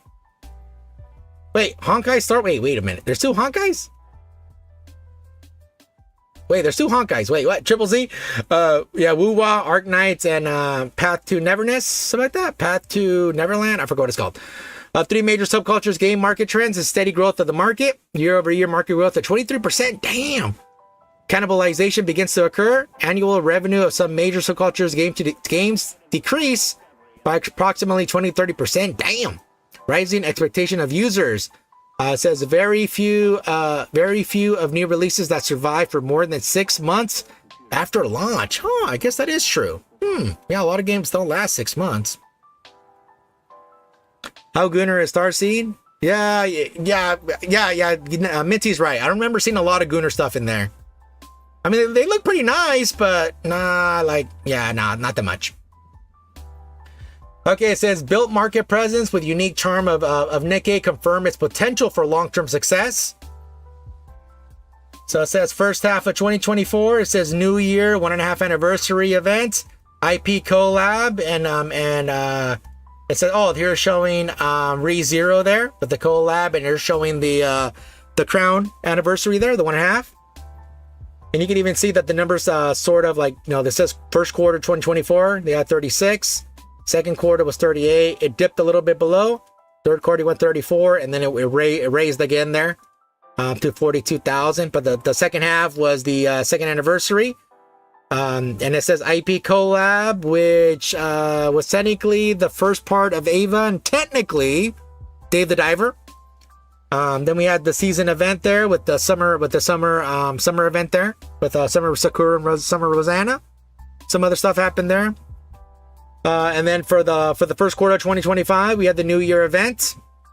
And then we had the second part of Ava, and I don't think they've actually put the 2.5 anniversary, the one that we just had right now. Right, 2.5, right? Yeah, they haven't put it yet, so that's probably next time. Damn, we had a huge increase. Well, if combined, it has 151,000, and then we had 32 there. So it looks like it keeps going time and time again. And it says subculture game competition. It says regardless of other competitors, Nikke is stably serviced. Monthly user traffic index trend. It says successfully major updates, anniversary event IP collabs. It says is this consistent update, stable user traffic. So it says major subculture game A, and it says major subculture game B, and then okay, they don't say what game it is, so they're looking at other games there, which they don't really say which one it is, but I mean I don't know which one's the major one from these that they're talking about here, but yeah, it looks like Nikke is pretty much around here. That's what they're saying. So a lot of the other games kept dropping off. While they're still sticking around this whole gray area here. That's pretty much what they're saying. Oh, I like how it says new yay. Oh, it does say new yays. Uh-oh. Yeah, okay, they need to fire whoever made this. Okay, nah. For one mistake. Oh, you know what? It sort of reminds me of like in those, like in the forums and stuff. And whenever you're arguing with somebody, and they said, oh, it's not your with the Y-O-U-R. It's Y-O-U''R-E. Argument invalid, L ratio. Yeah, so kind of like GFL2. Yeah, sort of same. Yeah, in terms of aesthetic there. I'll just stay with the Holy Trinity, BD2, Horizon, Walker, Nikke. Nice. Did you see the Borderlands thing? Oh yeah, I saw that. Oh dude. Yeah, the way he said it. Oh no. Yeah, I have a lot of things to say about that, but the way he said it was not good. Yeah, it says okay, now for the year 2025 outlook with stable game service and operations, aim to establish a virtuous cycle structure. So here they have 3 circles. It says game service and ops, offline interactions, and IP business. Everything is interacting with each other. So it says game service and ops. It says with content carefully prepared, maintain stable user metrics. Various anniversary events, seasonal events, external IP collaborations, all Sailor Moon collab, baby. I'm just playing. IP business with user love, gradual expansion and of MD business. It says sales of IP-based merchandise through online, offline stores, pop-up stores. And it says offline interactions, engage with users through various global offline events. Total of 13 offline events in year 2024 include anniversary events, Japan's TGS, the US Anime Expo, AGF, etc. Active offline communities, including fan creations, expansion of love for the IPs. And here it says Tokyo Game Show, and then it says Anime and Game Festival for the 2 abbreviations there. It says subcultures are Gooner Games. They don't want to say what Gooner Games it is. Yeah, Randy is not a nice guy. Yeah, I mean, I heard a lot of stuff about him even before. Yeah, a lot of stuff isn't good. Faster he's gone, the better. BA is considered a subculture game. Is it possibly buy an Alice plushie? Yes, it is. Yeah, there's even some official ones. Pretty sure you can. Yeah, you can drop 12 hours of work revenue. 12 hours of work revenue.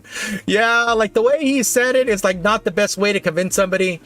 Yeah, I'll talk more about it soon. It says Stellar Blades, unequivocal commercials. I can't even talk.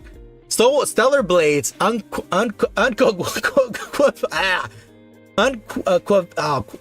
can't even talk anymore. Commercial success globally, numerous awards won as global AAA IP. They're just saying they've got a lot of awards. That's what they're trying to say. It says AAA level console gaming experience, franchise IP with volume that meets expectations of global users. And it says original narrative rich IP universe, expressive vast world for exploration, optimized graphics rendering. And I like how they show Eve here doing a little backflip here. It says stylish action with stunning visuals. And it says awards and nominations in 2024. And unfortunately, I don't know what that says there, but there's a bunch of golds there. PlayStation Blog 2024 Game of the Year. They got like 8 awards there. PlayStation Partners Award 30th Anniversary, 2 awards, gold. The VGAs, the Game Awards. Sorry, not the video game. Sorry, the Game Awards, the GAs. 2 silvers. I think they lost. I remember they were like in one major category. I think they lost it. I don't know. They got second place. 2024 Invent Game Awards. They got 3 golds. AIPT 2 golds. The Dice 20th Annual Awards. They got a silver, and the BAFTA Games Award got another silver. Okay, it's the first one. It says Korean Game Awards, PlayStation Blog, PlayStation Partner Award. It says Invent Game Awards. I just read what it just says there. Okay, looks like BD2 is in maintenance. Yeah, they're probably adding the new characters, so Sword Maiden. Yeah, they're probably adding her to the game. Unequivocal. There we go. Thank you. Sorry. Sometimes my mind, like when I say words, like even if I say them, it's sort of like when you're trying to like you remember that scene with Austin Powers? This scene right here where he's trying to where he's like the car is stuck and he's like trying to go back and forth, right? Yeah, that's sort of how my mind works. Like, yeah, sometimes like I get stuck on a word. And even though I know I'm saying it wrong, guys, my mind can't help but like stay stuck.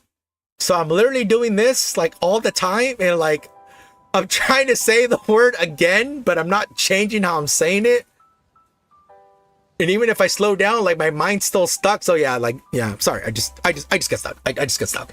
Okay. And it says consistent content updates like those of live service games, a strong global fan base built upon this. Oh, sorry.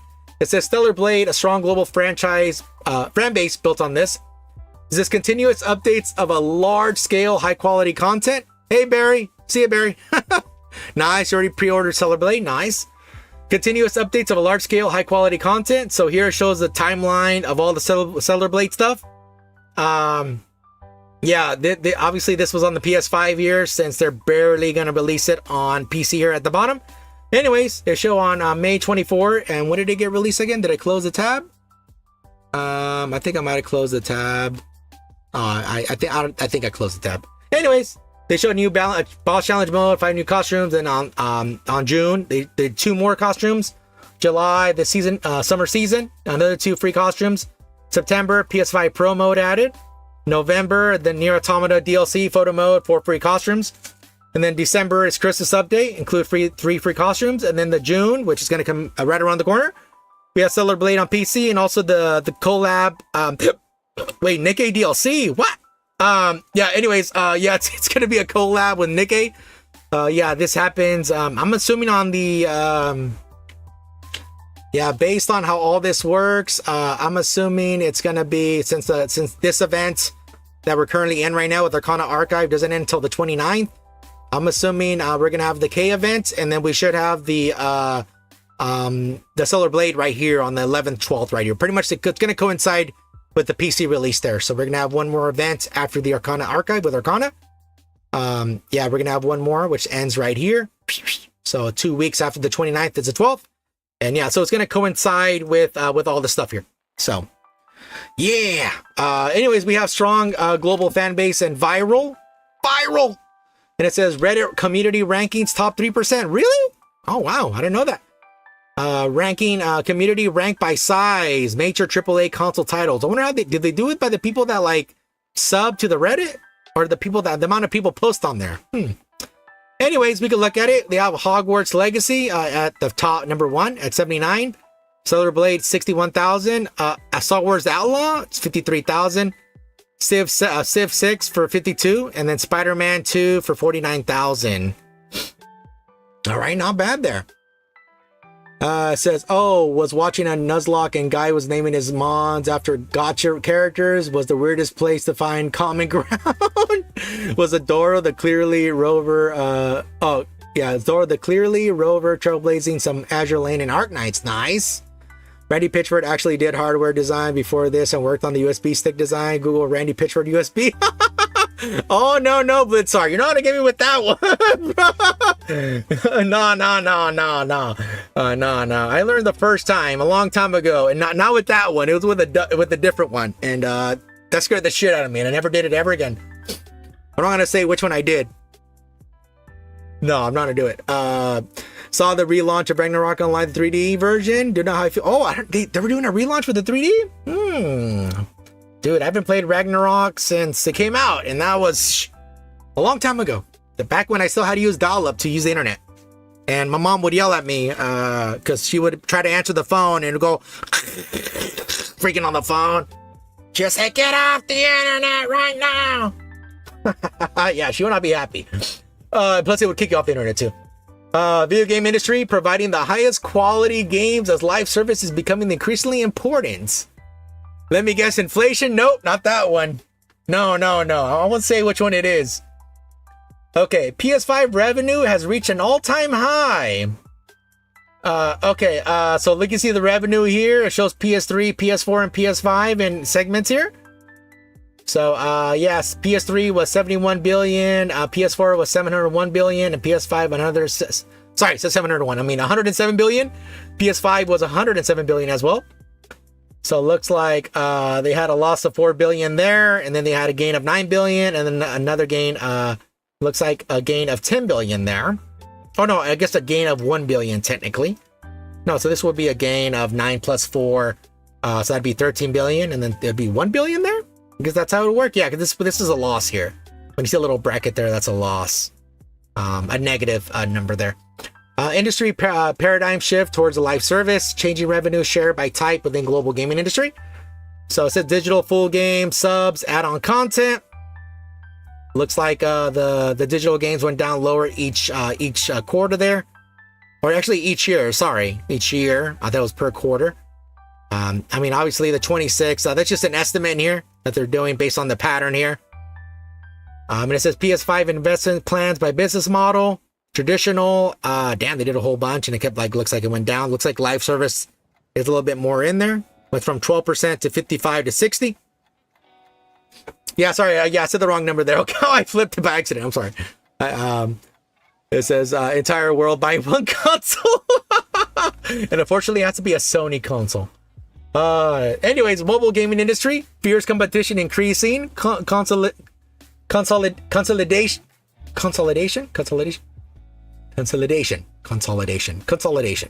and survival for well-made games only. It says, okay, so there's two steps. It says intensified competition within the industry. Over 10 new subculture games will be released in the Korean market in 2024. More than 5 new subculture games are expected to be released in 2025 and beyond. 2 is gradually increasing scale of release costs. Rising expectation of global users. As a result, development costs, marketing expenses, and others are rising. And it says among the flood of new releases, only a very few games survive. Only very few. Yeah, they didn't need this A there. Only very few games survive. From 23 to 24, a total of 25 subculture games that were newly released in Korea achieved a spot in the top 100 mobile market revenue rankings. So it shows from 23 to 24 there. So it says conventional and it says new in light blue, conventional in dark blue. So it looks like it was 12 before for the 23 and then they added one more in 24. And then it says among them, as of January 2025, only 6 subculture games remain in the top 100. What is that number 2 there? Okay, the number 1. Where was the number 1? I don't see a number 1 here. Where was the number 1? Well, it says based on the iOS Android market in Korea for subculture games that enter the Korean market in 23-24, those that achieve a top spot in the monthly market revenue in top 100 at least once a year. And the number 2 is the January 2025 based on the monthly revenue rankings in the Korean iOS Android market top 100. Okay. Yeah, I mean, I know there's a gacha revenue chart, you know, from Sensor Tower, but if it's just a Korean stuff, then that's going to be a different chart there. Which I could probably find it, but it's going to be more work there. Anyways, you have some strategy. We're almost done here. Yeah, we're getting very close to the end there. They show some other gachas at the bottom.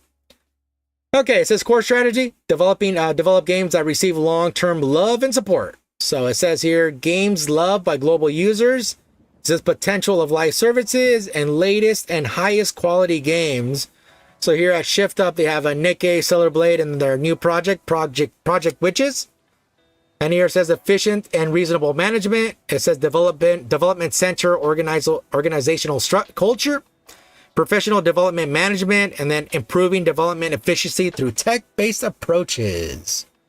Fun. And this is what we just read on that article, guys, that's showing, you know, a potential sequel there, which I know they said, they assumed it was 2026 because 2024 is on the left and 2027 is on the right. So obviously the middle has to be 2020. Well, technically it could be 2025, 2026, but whatever. Yeah, just how you guys were thinking. I was thinking the same thing too. I thought it was way too early for another sequel, especially with the amount of work they did on the first Stellar Blade.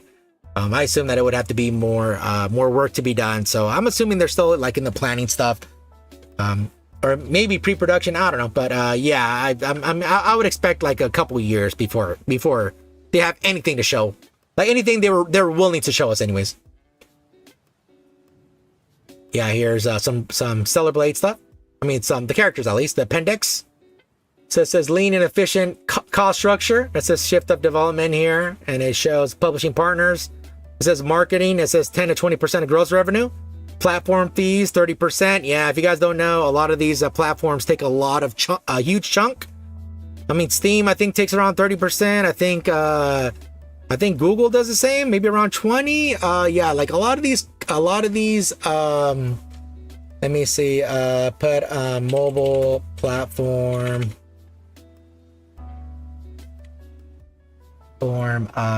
Fees. Yeah, a lot of these see where they show it. Yeah, here it is. Oh, here's some right here. Okay. Yeah, for example, right here, you see like the Apple. See, Apple charges the $90 annual revenue to join the developer program and a 30% commission on all app sales data.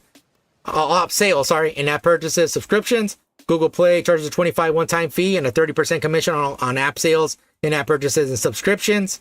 Google also offers 50% commission on the first 1 million of annual sales revenue and 50% commission on subscription after the first year. And yeah, and also Steam as well. And I think Steam takes like around 30%, I think.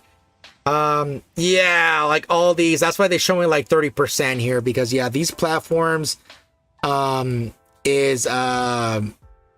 yeah, it's like, yeah, they're not joking around. Yeah, they take a huge chunk of money. That's why Steam makes like a crap ton of money, guys, by them doing nothing. Yeah, by them doing nothing. I think Epic takes significantly less, but Epic Games, you know. Anyways, here's the key cost drivers here, and it says SG&A breakdown. It says labor, variable, and fixed. Obviously, labor is their most highest cost there, guys. They have, especially now that they have even more devs in there, more higher cost. So the development cost expensed as labor cost has incurred. Yeah, where labor cost is 77% of the whole thing for the 2024 there. And it says labor cost and revenue breakdown there. So it says revenue was in the gray. Labor cost was was in this teal. So it looks like 54% was the labor cost for 2022 compared to 2024. 2024 was between revenue and labor cost was significantly lower. So that means they had 75% revenue for the 2024 there. And here are some other numbers that I guess you guys love seeing. I mean, I'll just leave it on the screen here for a little bit while I read the chat. BD2 reset, stop nerding around. Oh yeah, BD2 is on reset right now. I'm pretty sure it's on reset. I'm pretty sure they're adding Sword Maiden. I'm like 49.9% of that. Right, I'm pretty sure. I'm pretty sure this is the week they add Sword Maiden. I'm pretty sure. Steam doesn't do nothing. They provide worldwide download and cloud save service to protect consumer rights. I don't know about protect them. I think they have to legally do it, but I don't think they want to. But I know they've been doing more consumer friendly stuff compared to other ones. You know, like for example, like some of the more recent stuff Steam's been doing is like putting, you know, like if an early access game hasn't updated their game in a long while, which I forgot what the minimum amount of time an update has not been released. Yeah, they literally put it on the front page now. So yeah, that's like one. I know there's some other stuff too, but yeah, they be some real bastards sometimes too. So yeah. It says shareholder structure and organizational charts here. It shows shareholder structure. So it shows other 22%. Yeah, Youngtae Kim 43%. Tencent 35%. I know everybody was worried about, you know, them bowing down to China. Since I know even before Tencent, I think had like less than 20%. And now I know they bought more recently. Yeah, there's some other people there. When it gets to general investors with the 22%, that's what I'm assuming. But anyway, still, the CEO holds a majority compared to everybody else there. And here's the organizational chart there. So it looks like all the developers, 290 developers, guys, and shift up. Man, they went a long way from when they first started. And he goes Nikke 148, Stellar Blade 107, Project Bishes 18, AI Labs, and then others. They don't really say how many users are. I mean, how many people are there.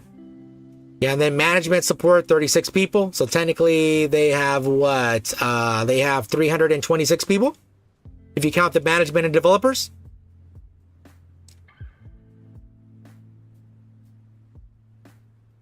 Okay, and it said developer-oriented corporate culture there.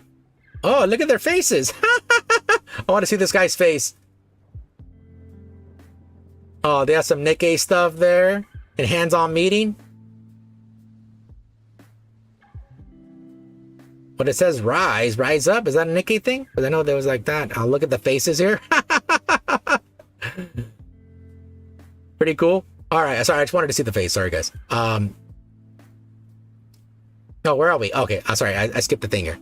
Okay, it says, it says industry-leading IP, showcase new IP prototypes and roadmaps, attract experienced talents with clear vision, compensation structure, provide competitive salaries and benefits, flexibly tailored to project team's performance, cutting-edge infrastructure, state-of-the-art graphics technology, efficiency, maximizing AI and tech applications. So yeah, guys, if you want to work for them, you can work for them. I know they're always like recruiting people. I don't know if they recruit people from like different countries. I'm not sure. But I remember when they were first like, you know, like still working on Nikke and eventually like working on Stellar Blade before when it was still called Project Eve. You could technically put your application in there if you wanted to at the time. You're probably still doing it. But yeah. There it goes. It says rip his Steam stream if he does. Wait, what? Oh, downloading BD2? Nah. I'll do all that stuff tomorrow. What's Project Witches? Yeah, their next game, their next project. I don't know if it's a gacha. I know it's their next project. Yeah. It says appendix technology enabled development quality and agility. It says vivid 2D offerings. It says identical gamer experience across art and in-game graphics. It says concept art and then in-game, which is always good. Yeah, because I like what, yeah, I mean, honestly, now that I think about it, yeah, everything that, like, you know, in terms of Nikke, I know some Nikkes, I know sometimes they like, it looks a little bit different. You know, sometimes like they enhance certain assets depending on the thing, but honestly, it looks in general pretty close together. And it says state-of-the-art 3D graphics. It says 3D sculpting and printing, a 3D scanner. Oh, what the heck? Oh, is this for Stellar Blade? I think it's for Stellar Blade, I think. It says 3D, seamless movement, but 3D motion capture, and it says expressive graphics by physics simulation there. Let me see there. Yeah, I think that's when they were doing the Stellar Blade thing, and then there's somebody opening their mouth here. That's for their new Gunner game, okay?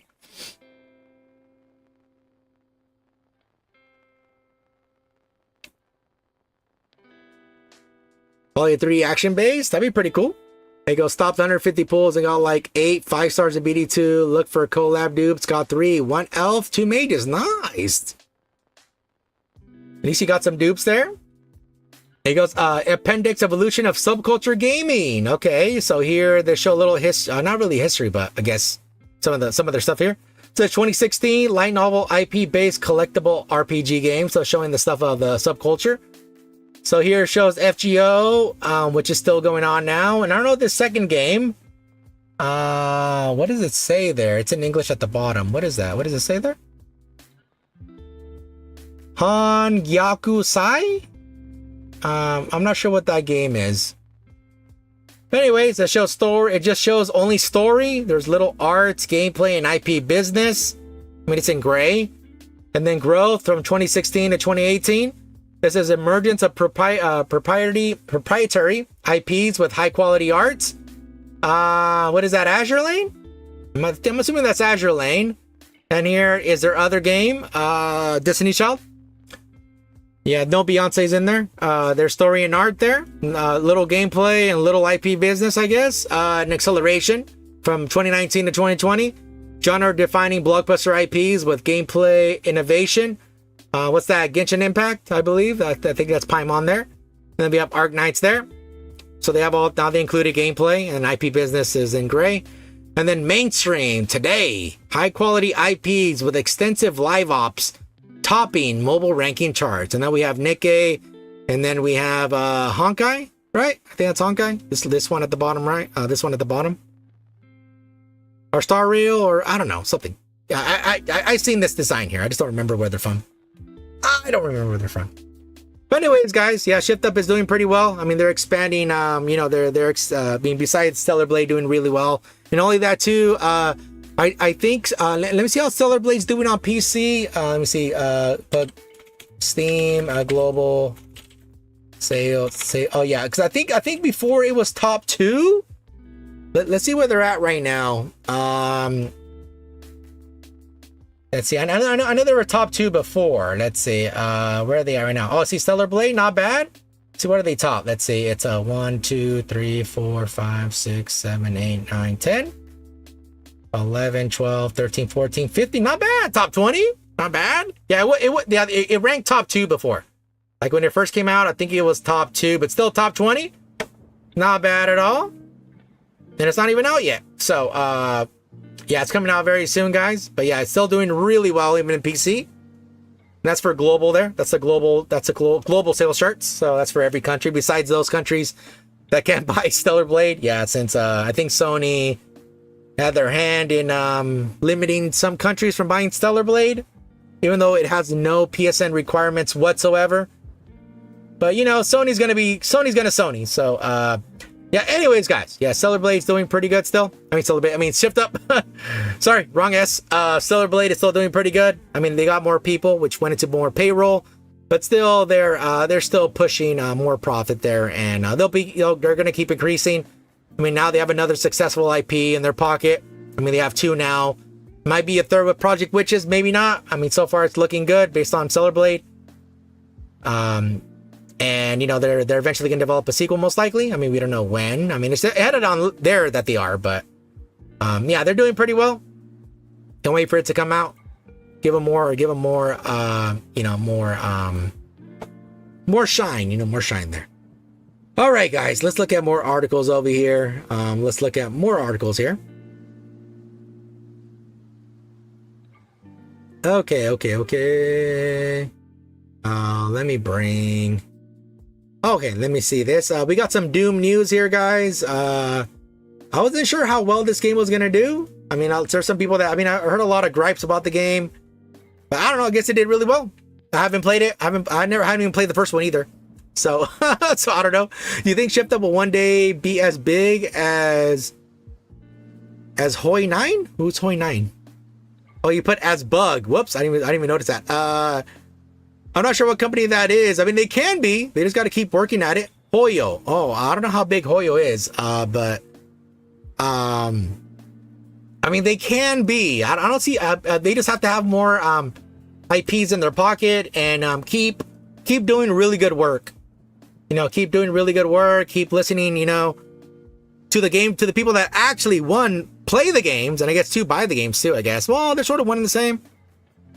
Nah, but some people buy games and don't play them. I mean, I'm one of them. but you know, the ones that I guess they should just stick to they just keep doing what they're doing. You know, making games that they think people want to play. You know, because so far whoever's whoever's in charge, or whoever's like whatever their group is in charge of, like deciding all that, they should keep doing it. You know, because so far they've been successful at what they've been doing. So.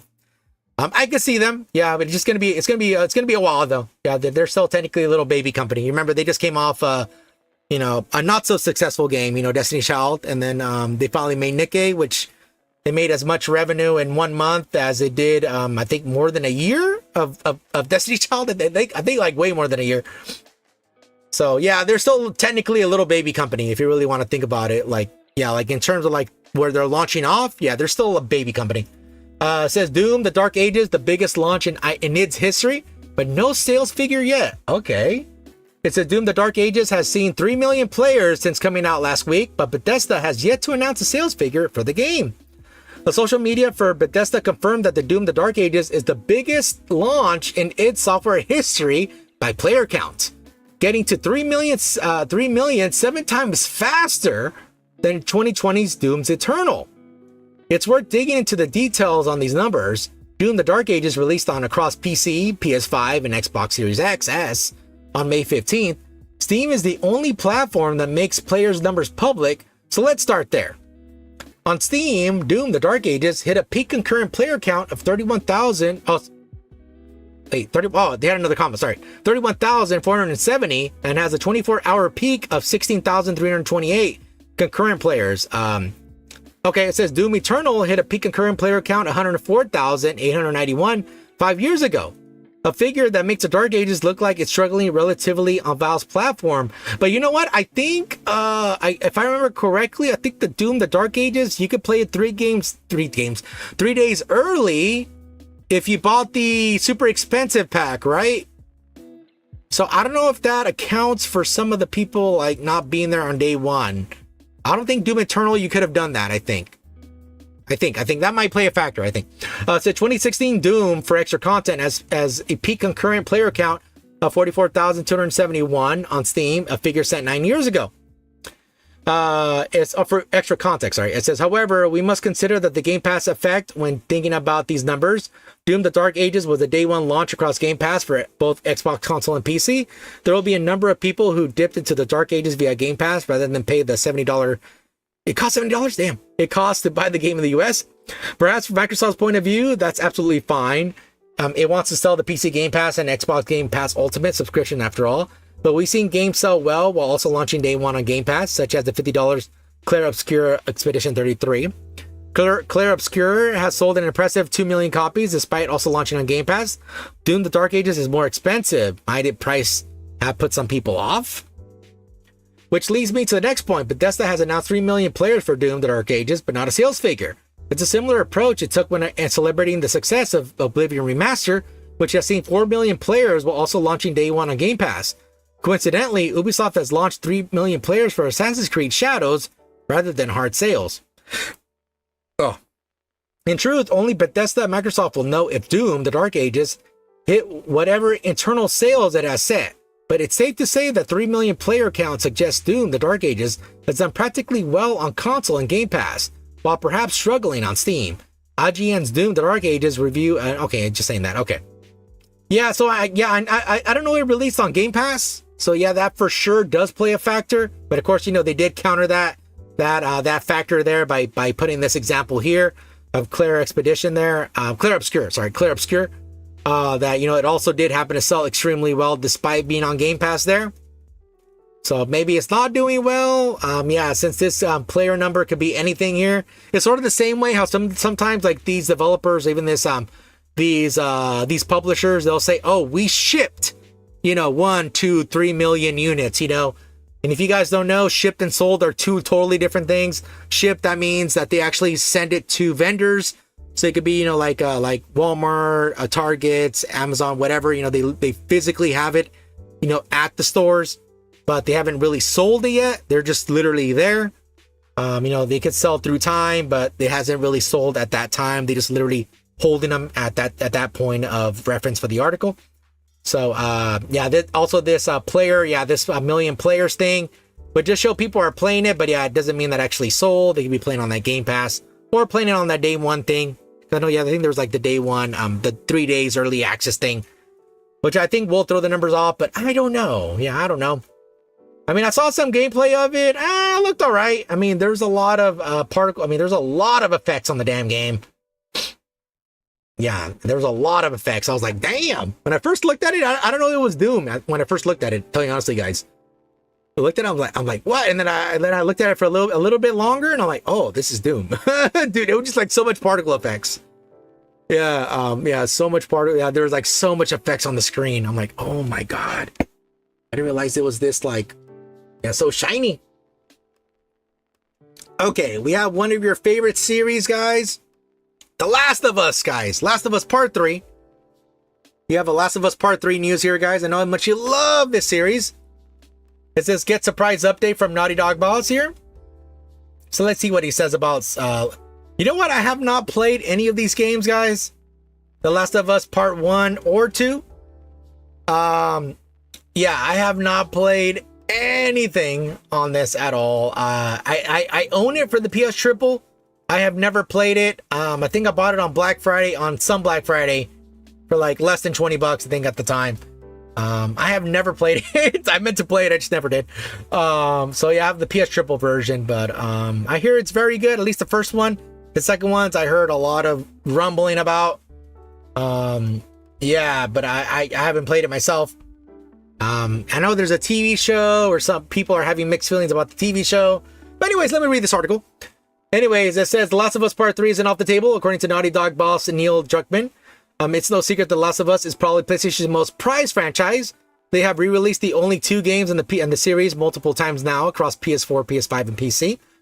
It's almost comical at this point, but it's obviously working on, and new people are constantly discovering it. Of course, it's been a zeitgeist for well over a decade now, and word of mouth has intrigued people into playing it. But there's also the massively successful The Last of Us TV show on HBO.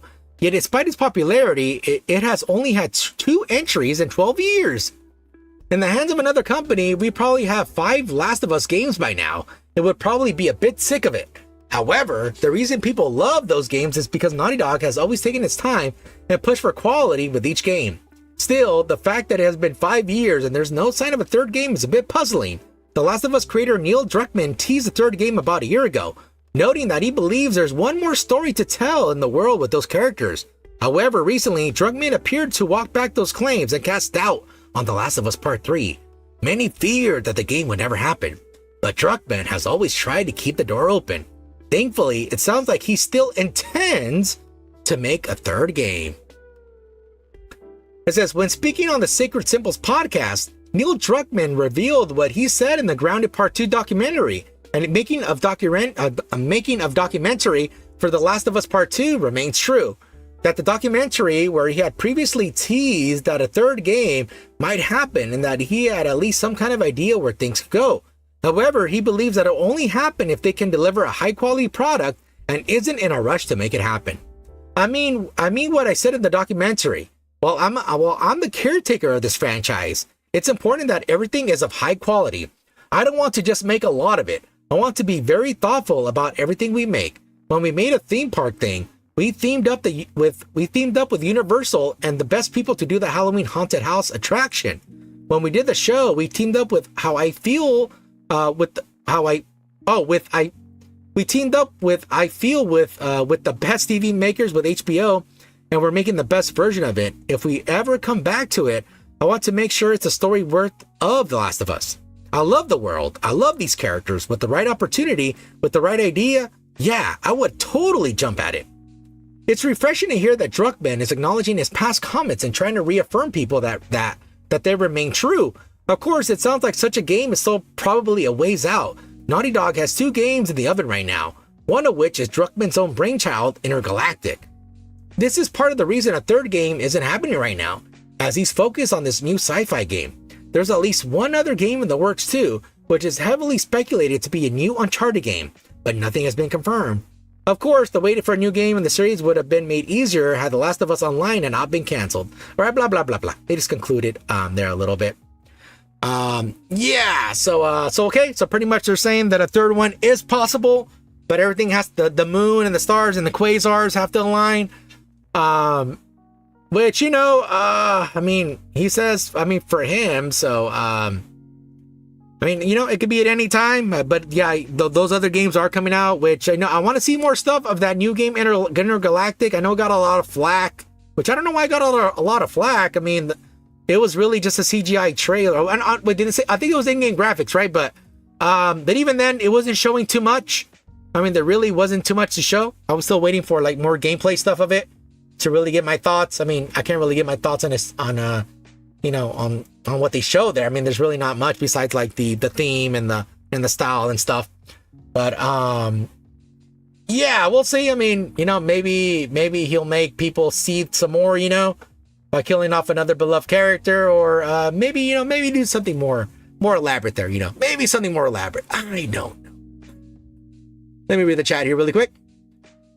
Okay, thanks for reminding me. Gotta return my copy. A digital copy on a disc is BS.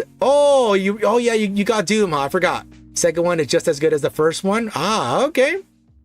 First is awesome. Second is butt cheeks. The bad kind too. Where's the next Uncharted games with Drake growing up with grown-up daughter? Oh yeah. You know what? I never played the last Uncharted. I think, I know I played 1 and 2. I don't know if I played part 3. I know I played 1 and 2. I know for sure I didn't play part 4. Right? Because part 4 is the Thief End, right? I don't think I played part 3. I don't remember. Hey, Prinny, how's it going, man? Hopefully you're doing good.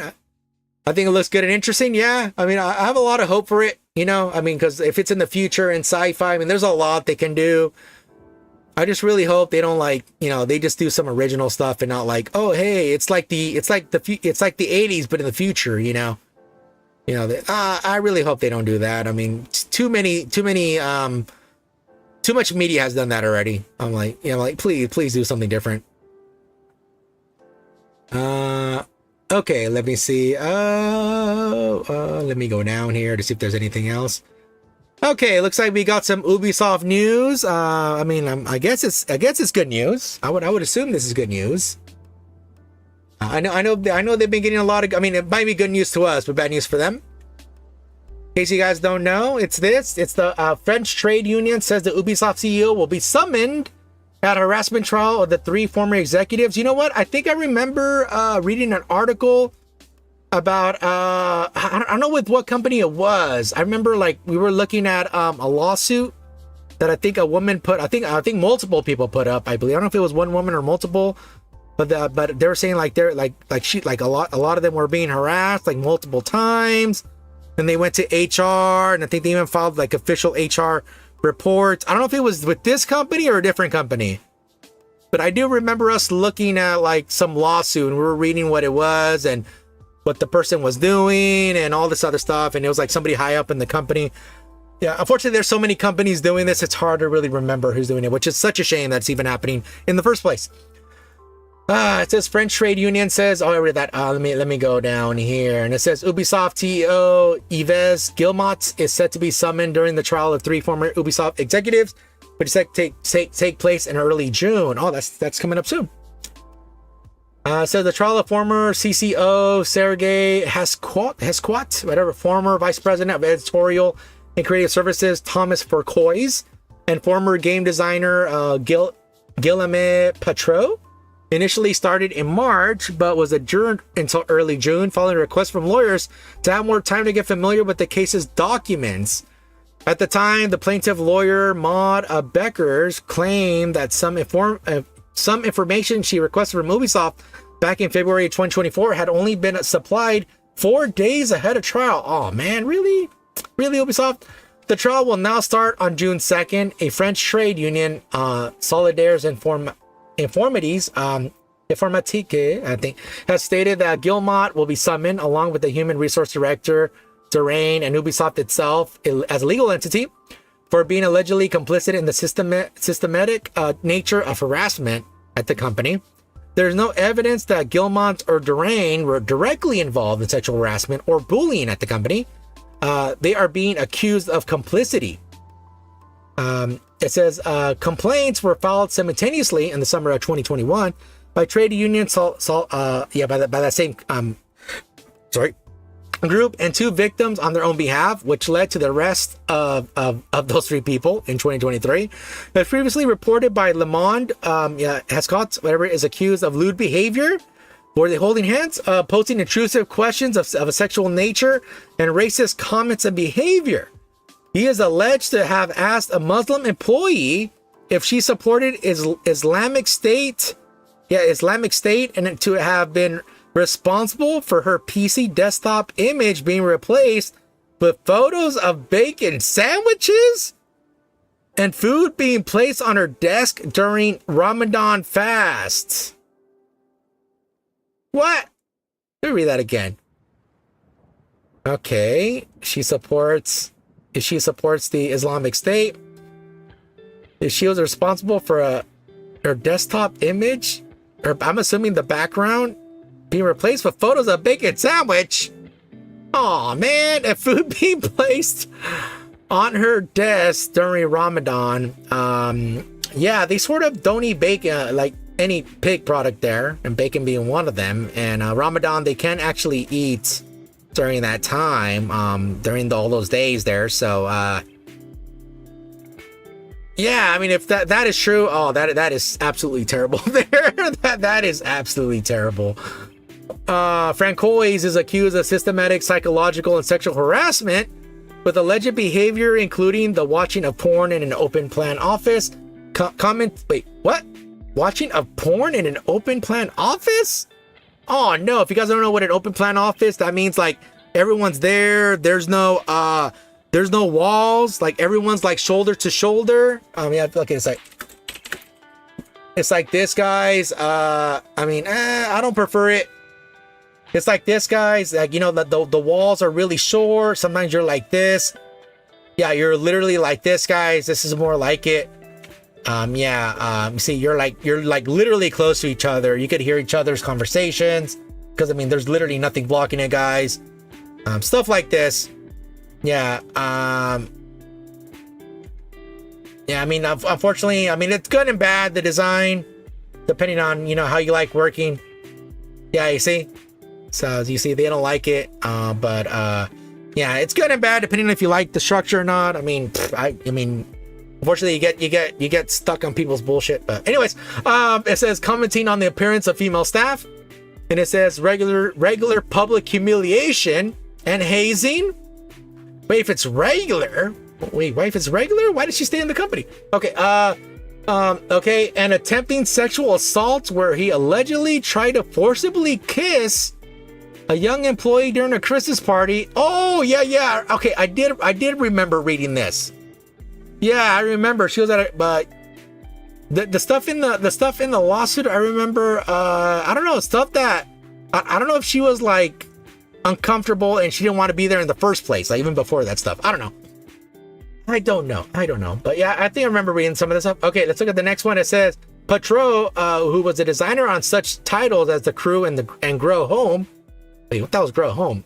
Is accused of psychological harassment beyond the personal responsibility of, wait, what is psychological harassment? Like you're gonna get fired today?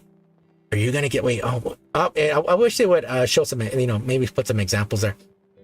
Oh, this game? I had no idea this game even launched. Wait, 2015, February? Yeah, I didn't even know this game even existed. I remember a game called Gone Home. Yeah, that received a lot of flack. I never played it, but I heard it's just like a walking simulator. Open world adventure single player exploration. Okay. You got them promoting Budweiser here. He has Bud on his shirt the whole game. Sponsored by Budweiser. Maybe different type of Buds there. Anyways, let me go down here. It says, beyond the personal responsibility of these three executives, this trial will this trial will highlight Ubisoft's responsibility in implementing a system aimed at keeping harassers in place while silencing their victim. A statement from the group there. Technically, they already do. I don't know if they actually followed I know they have an HR group, like an HR department. They're supposed to be the ones that they're supposed to quell this stuff. Either fire the people or like figure out what the hell's going on there. As lawyer Maud Beckers indicated during the March hearing, this case is broader and involves many more people, both on the side of the victim and the defendants. It is not a question of a few individuals' actions, but of a well-old mechanism of insularity, work organizations, and management that allowed this violence to continue within the company for years. Pascott, who oversaw all the company's games as head of its influential editorial team, resigned in July of 2020 after a significant number of accusations were made against him. Okay, wait, why is this such a significant amount of accusation? Wait, what? Why was he not go like after like the first one? Or maybe like after like 2 or something, I mean, if he's accused, maybe it's like stuff that was like hard to prove. I don't know. I mean, if it's a significant amount, like what's significant? Like 5? Francois, who was vice president of the editorial and creative services. So he left in August of 2020 following accusation of sexual misconduct. Wait, did he? Let me click on this article. Wait up. Did he do? That's what I should glance at it. Over the last 6 months, oh,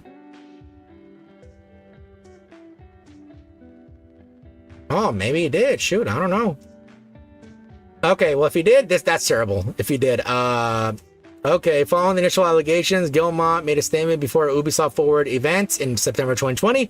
Addressing the situation, the recent departure this summer, we learned that the certain Ubisoft employees did not uphold our company's value, and that our system failed to protect the victims of their behavior.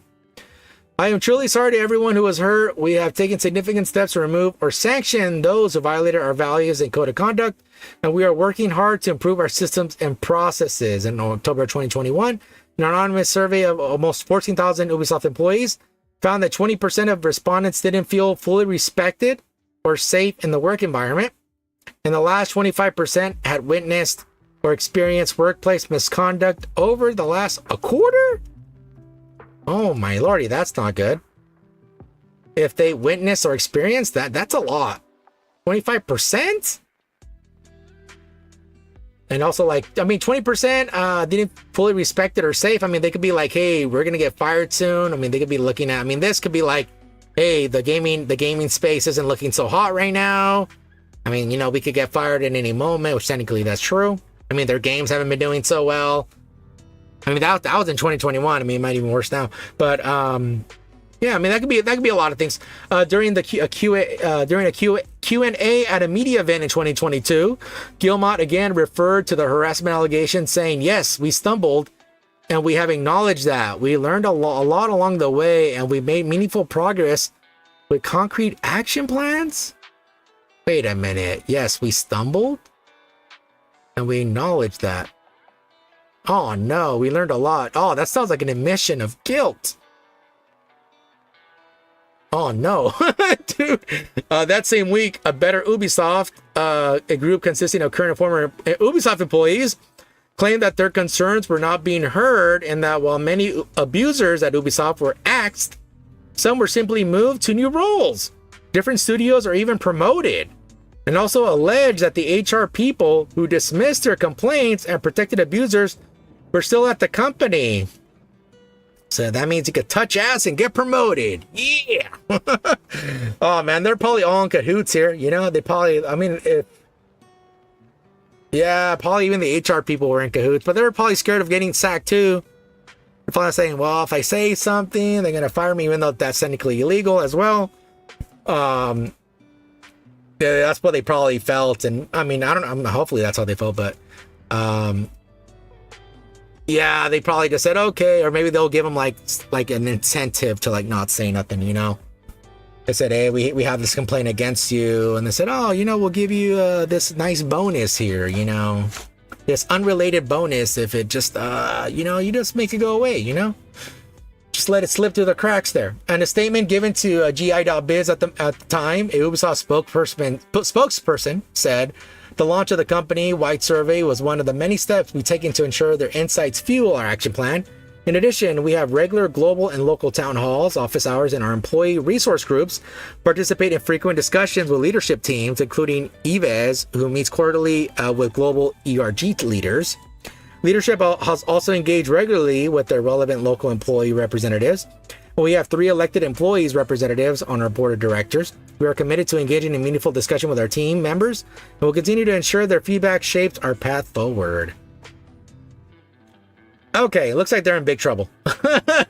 Yeah, they're in pretty big trouble here. Yeah, because if they've been getting a lot of complaints and a lot of these people stepped down, I mean, they're saying they stepped down a lot of their leaders because of the thing there, which, oh crap, I don't know if it's 100% true. I mean, so far that's where it's pointing at, that they did step down because of all these complaints, which could be a lot of things, complaints, you know, maybe these higher ups yelled at some of the people, you know, maybe they yelled at them more than they should, or maybe they yelled at them too harshly, or maybe these people are thin-skinned and they couldn't handle the yelling, or maybe they did, you know, happen to have some grubby hands there and touch things they weren't supposed to touch, or, you know, did things they weren't supposed to do. That happens as well. Unfortunately, it happens as well, especially with these big corporations. Yeah, it happens all the time, unfortunately.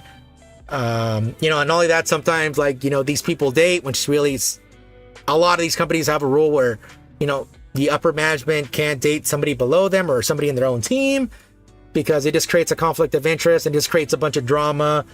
Unfortunately, a lot of people break those rules, you know, too, and then it just creates drama right after, because it just, like, you know, you're gonna see them every day, and you can't fire your ex there, or you know, it's a big issue. Happens all the time. Yeah, but yeah, it's not looking good, especially like this little quote here. You know, besides that, it said they're truly sorry, but the people who were hurt, and they're taking significant steps. And there's another one here, and it says, yes, we stumbled, we have acknowledged that, and we learned a lot along the way. Yeah, that is not good.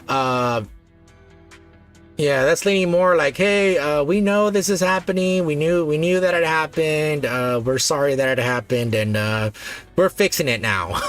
Dude, that's what it sounds like. So, yeah, this is not looking good for them, which is already horrible for them, because their last few games have not been doing well. And having this thing, having another thing there, yeah, it is not going to be good for them. I know that they did do a merger, right? I think the Ubisoft did a merger with a different company, right? With Tencent? Was it with Tencent? So I'm pretty sure they're not going to be happy hearing about this lawsuit. They're going to be like, what the hell's going on here, guys? Like, what is this about this lawsuit? Yeah, I'm pretty sure they didn't know about that lawsuit there.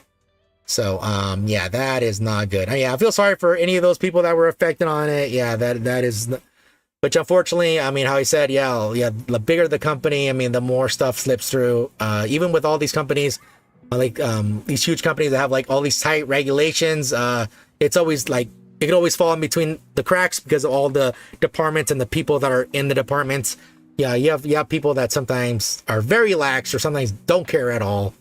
You know, they're just there for a paycheck and they don't really do their jobs, or they're just drag their feet, or they're very apathetic about everything, and it just creates a big old problem. Huge problem. Yeah, happens all the time. Okay. Why you sound different? I was like sick yesterday, so maybe why, maybe because I need more water, maybe that too. People gonna bitch because it is showing right when the one Sony Overwatch clone shut down after less than a month and people were screaming DEI. Yeah, that is true. Yeah, the DEI stuff. Oh man, yeah, which sucks. I mean, anytime like, I don't know, anytime like anything's shown, like anytime they feel like it's anything quote unquote woke, you know, they're just like DEI. I'm like, oh guys, like please guys, like, all right, come on, let me. I'm trying to like judge it based on the game itself, you know, not on the other factors. Yeah, going on forever. Ubisoft had similar issues. Someone also at Blizzard pulled. Oh yeah, I know Blizzard. Yeah, had a bunch of issues. I think a bunch of people stepped down, and I think also like some of their Overwatch characters, right? I think it was McCree, right? Which I didn't know it was after a guy at Blizzard. Yeah, I mean McCree sounds like a cowboy name. That's what I thought, and now his name is what? Clancy, Clairvoyant, Cassidy, which sounds significantly less cool. Yeah, McCree sounds significantly better, but yeah, I didn't realize it was after an employee. Unfortunately, that employee did some. I mean, a lot of employees did something on what do they call it? The Bill Cosby room.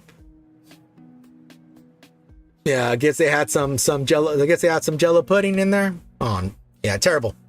Yeah, which unfortunately, you know, at the time, yeah, he was not. Yeah, Bill Cosby wasn't known for that other stuff there. The other stuff that happened, but yeah, DI rapper, yeah, flipping Reddit, yeah, it gets a little out of hand. Yeah. Anyways, we got some Fortnite news here. Looks like Fortnite, you know, with the Epic Games and Apple, the lawsuit's finally over. Yeah, you know, now, yeah, Fortnite finally comes back to the Apple Store. Is that Fortnite Apple approved by Apple, returns to US App Store 5 years after removal. Yeah, which I think they spent like a shit ton of money, if I remember correctly. Yeah, they spent a lot of money on this lawsuit. Yeah, because pretty much Apple took away Fortnite from the store because Epic didn't want to pay. Pretty much to sum it up, Epic didn't want to pay the Apple fees, you know, the 30%. So pretty much they try to do the app sales externally through a different store, through their own store, and Apple didn't like that. They told them to stop. They didn't stop. They pretty much axed the game, and pretty much they did a lawsuit. 5 years later, the lawsuit was finally, you know, I think they had to appeal. I believe. I think they lost the first time. They had to appeal. Through the appeal, they finally won, and now Apple has to allow it and do all this other stuff too. I'm pretty sure Apple's not happy, but yeah, we'll just read it right here. Okay, it says Apple approved the Epic game title of Fortnite on Tuesday, returning the first-person shooter game to the App Store in the US 5 years after removal. Fortnite was kicked off the App Store in 2020 after Epic updated its game over the web to take payments directly instead of through Apple's in-app payment mechanism, which takes fees up to 30%. The move angered Apple and kicked off a year-long legal battle. Last year, Epic scored a victory in court when the judge ruled that Apple wasn't allowed to charge a commission when apps link out for payment or dictate whether the links look like buttons. Epic said last week that it had submitted Fortnite to the US App Store. To return, Fortnite had to pass app review. Apple's process in which new apps and updates are reviewed by Apple employees to ensure they work and adhere to the company's guidelines. Apple had dragged out its approval process for the app since May 9th. When Epic submitted it to Apple last week, Epic filed a legal challenge, and on Monday, a judge said that Apple had to explain why Fortnite hadn't been approved yet or come to a resolution with Epic over the game's status. And here it shows Fortnite's statement. It says Fortnite is back on the App Store on the US on iPhones and iPads. and on the Epic Game Store and Alt Store in the EU. It'll show up in search soon. And there it is. It says get Fortnite on the App Store there. It says Apple is appealing the latest court order and looking to get a pause, enabling it to roll back changes the company had already made to the App Store in response. An Apple representative didn't immediately return a request for comment.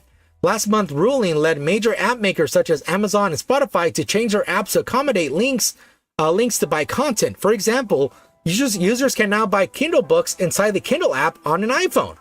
Amazon and Spotify were able to update existing apps that had already been approved with changes enabled by last month's order. After Epic sued Apple, the iPhone maker revoked Epic's developer account in addition to booting Fortnite. Epic was able to get a European developer account and now offers Fortnite in Europe through a third-party app store under the Digital Marketing Act, which went into effect last year. iPhone users can also play Fortnite through cloud gaming service. But even in Europe, Apple tried to terminate Epic's account before backing off, Epic said. The fees that Apple takes from the App Store are increasingly important part of Apple's business. They're reported in Apple's services business, which also includes advertising, Apple Care warranties, payments, and subscription offerings such as Apple TV Plus. Apple reported nearly $27 billion in service revenue during the March quarter.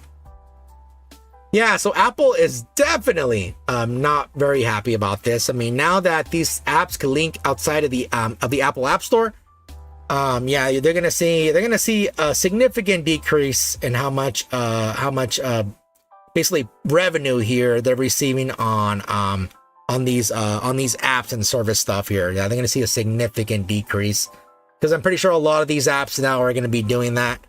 Yeah, because screw paying 30% there. Yeah, screw paying that, man. Screw paying that. But I don't play Fortnite, but I'm glad it's back on the iPhone. I mean, kids don't care. I mean, kids, regular consumers don't really care about this nonsense. They just want to play the product or have the product. That's it. They don't, any of this external background stuff, the consumers don't care. They just, they just want to consume product and move along. Unfortunately, that's what they want to do. Agreement to just corpos getting involved. That's what F's games up. Yeah, I agree. At the same time, people should base their opinions on merit, not because their favorite YouTuber said it sucks. Yeah, guys. I think Rappy sucks, guys. You should, guys, delete your account if you have Rappy, okay? Right now. Yeah, I don't know. Yeah, I think just people should, just look at a game. I mean, honestly, a lot of these games, when you see game trailers, I mean gameplay trailers more likely instead of the regular trailers. Like, when you see gameplay trailers, you pretty much know if you're going to like the game or not. Like, you look at it, and, within 5 minutes or even less sometimes, you could pretty much know if you're going to like the game, or at least, give it a chance, You look at it, you're like, okay, I can see myself playing it. Or some games you look at it, and you're like, nah, that's a hard pass for me, That's a pass. I'm not going to try this. And maybe you might come around to it when it gets cheaper. You're like, all right, it's like $5 or $10. I'll try it. And you're like, wow, I'm pleasantly surprised. It actually was good. But yeah, it's just, yeah, that's how I look at a lot of games. I look at them and I can just see a trailer and I can see more or less. But I still give games a chance. I mean, hell, I'm still willing to play Dustborn, guys. Dustborn, all right? Yeah, if you guys don't know what Dustborn is, or if you already forgot what Dustborn is, which unfortunately I can't play Concord or how to play it. This game here, guys, I'm still willing to play this game, all right? Yeah, this game right here, all right? I'm still willing to play it. I don't know if I'll like it, but yeah, even I'm still willing to play this game, all right? Despite all the hate it got, all right? I'm still willing to play it. Okay, Avowed director Carrie Patel leaves Obsidian after 12 years to join the Netflix studio behind Oxenfree. Okay, so I never played this game. I heard some good things about it. I mean, it's more like D&D and stuff, right? I think it's a D&D type of game. After nearly 12 years at Obsidian Entertainment, Avowed game director Carrie Patel has left the studio to take on a similar position at Night School, the Netflix-owned developer of the Oxenfree games. Patel announced her departure and her new role in a very brief message posted on LinkedIn. I'm happy to share that I'm starting a new position as game director at Night School, a Netflix game studio. Night School was founded in 2014 and came to prominence with its acclaimed debut release, the 2016 supernatural adventure Oxenfree. What is that game? Oxenfree. I have never heard this game. 5 teenagers unleash something unpleasant on a spooky island.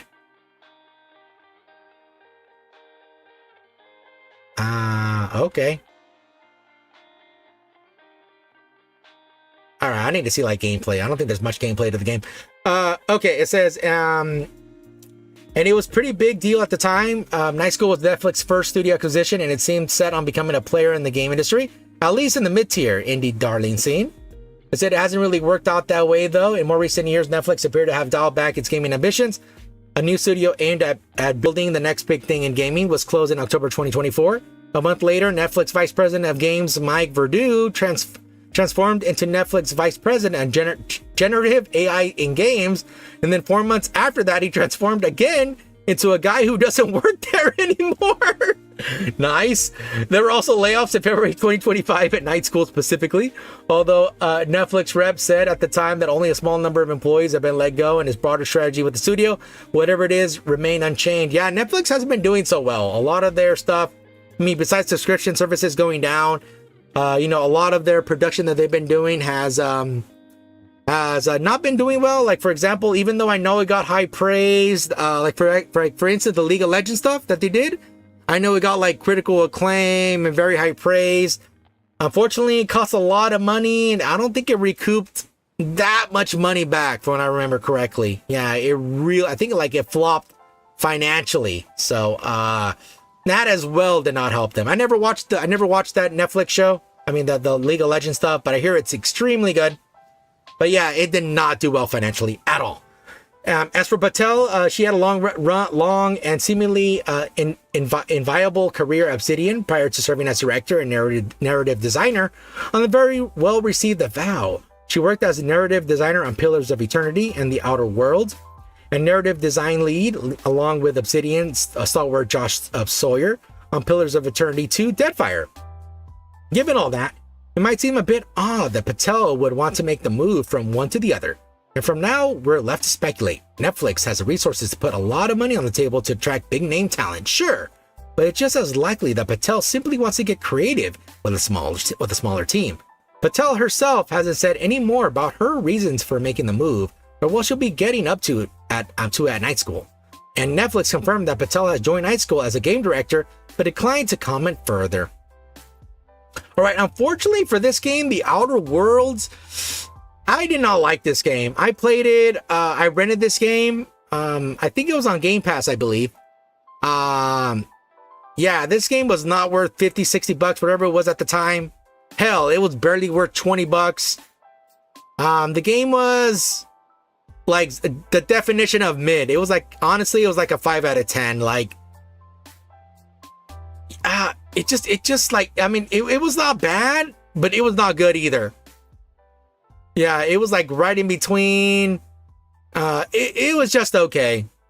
Yeah, if you paid more than 20 bucks for it, which I think even like 15 might be too much, but yeah, you might have been scammed, but yeah, I thought it could have been a lot better, especially with all the promotion they were doing at the time. You know, they're saying like from the makers of like the original Fallout and New Vegas and stuff like that, and all this other stuff. Yeah, it didn't come out that good. But anyways, yeah. So she's leaving for this new Netflix thing here. Hopefully, whatever she does pretty good. Yeah, since yeah, she's leaving the company there. All right. Let me see here. Okay, so we have some Cyberpunk 2 news here. I guess some people might be mad about this. Some people might be happy, might be mad. I know there's a lot of AI hates here, guys. But it says, unlike Cyberpunk 2077, Cyberpunk 2 is using procedural generation there. I'm pretty sure they're gonna be. I'm pretty sure they're on the bandwagon. I mean, on the AI stuff as well. I'm pretty sure there's another thing with AI. It's been a while since we last heard about Cyberpunk 2077 sequel, but some news has finally come out. Unlike Cyberpunk 2077, where a majority of the game was handcrafted without PCG elements, Cyberpunk 2 will be using procedural generation to build cities, character interiors, and environments.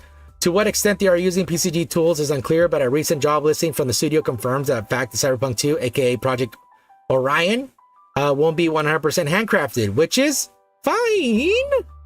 And if you're wondering why I'm calling it Cyberpunk 2, it's because CD Projekt Red is calling it Cyberpunk 2. It seems to be another internal project name for the sequel. While they officially call it, Cyberpunk 2? I highly doubt it, especially since the first one was called 2077. You know, because the number listing, you see Cyberpunk 2077, then you see Cyberpunk 2. So let's see here. And it says, now back to the job listing. And it goes here, CD Projekt Red is looking for a lead PCG tool engineer to join our office in Boston to work on Cyberpunk 2. The follow-up to Cyberpunk 2077. In this role, you will lead the Orion team responsible for developing procedural tools to enable designers and artists to deliver on the vision of the game. In this job, you will lead and manage the Orion team that develop procedural tools, including generations of cities, environments, interiors, characters, to help design and artists deliver visions of the game. Programming will also be required. This means CD Projekt Red is building internal systems that use procedural techniques to generate urban layouts, likely city blocks, streets, and buildings, create interior spaces like apartments, offices, or shops, possibly assemble NPCs or crowds dynamically, clothing animation routines, speed up world building without handcrafting every element. While PCG tools are often used during development, it doesn't necessarily mean that the gameplay will feel randomized or roguelike. Many studios like Rockstar, Ubisoft, and CDPR uses PCG behind the scenes to assist world building while keeping a handcrafted feel in the final product. While this also means that the open world we can expect to see in Cyberpunk 2 could be far bigger than the one we had in Cyberpunk 2077. Why the change though? Back in 2019, CD Projekt Red said that they believe building back in 2019, CD Projekt Red said they believe building quality worlds through manual labor.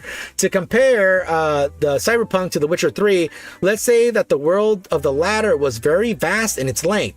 It was an open world made of very large natural landscapes. Going from point A to point B took a lot of time because you were riding, but also because it was a game that stretched horizontally. The world of Cyberpunk is above all a vertical world with buildings everywhere, and in this, it is difficult for us to establish a metric comparison. The game will allow you to enter many buildings, knowing that everything was done by hand, because we believe that quality comes first through manual creation. Nothing is procedural in our world. It is in this that the city of Night City will be fast to go, thanks to this verticality. Here's a bonus.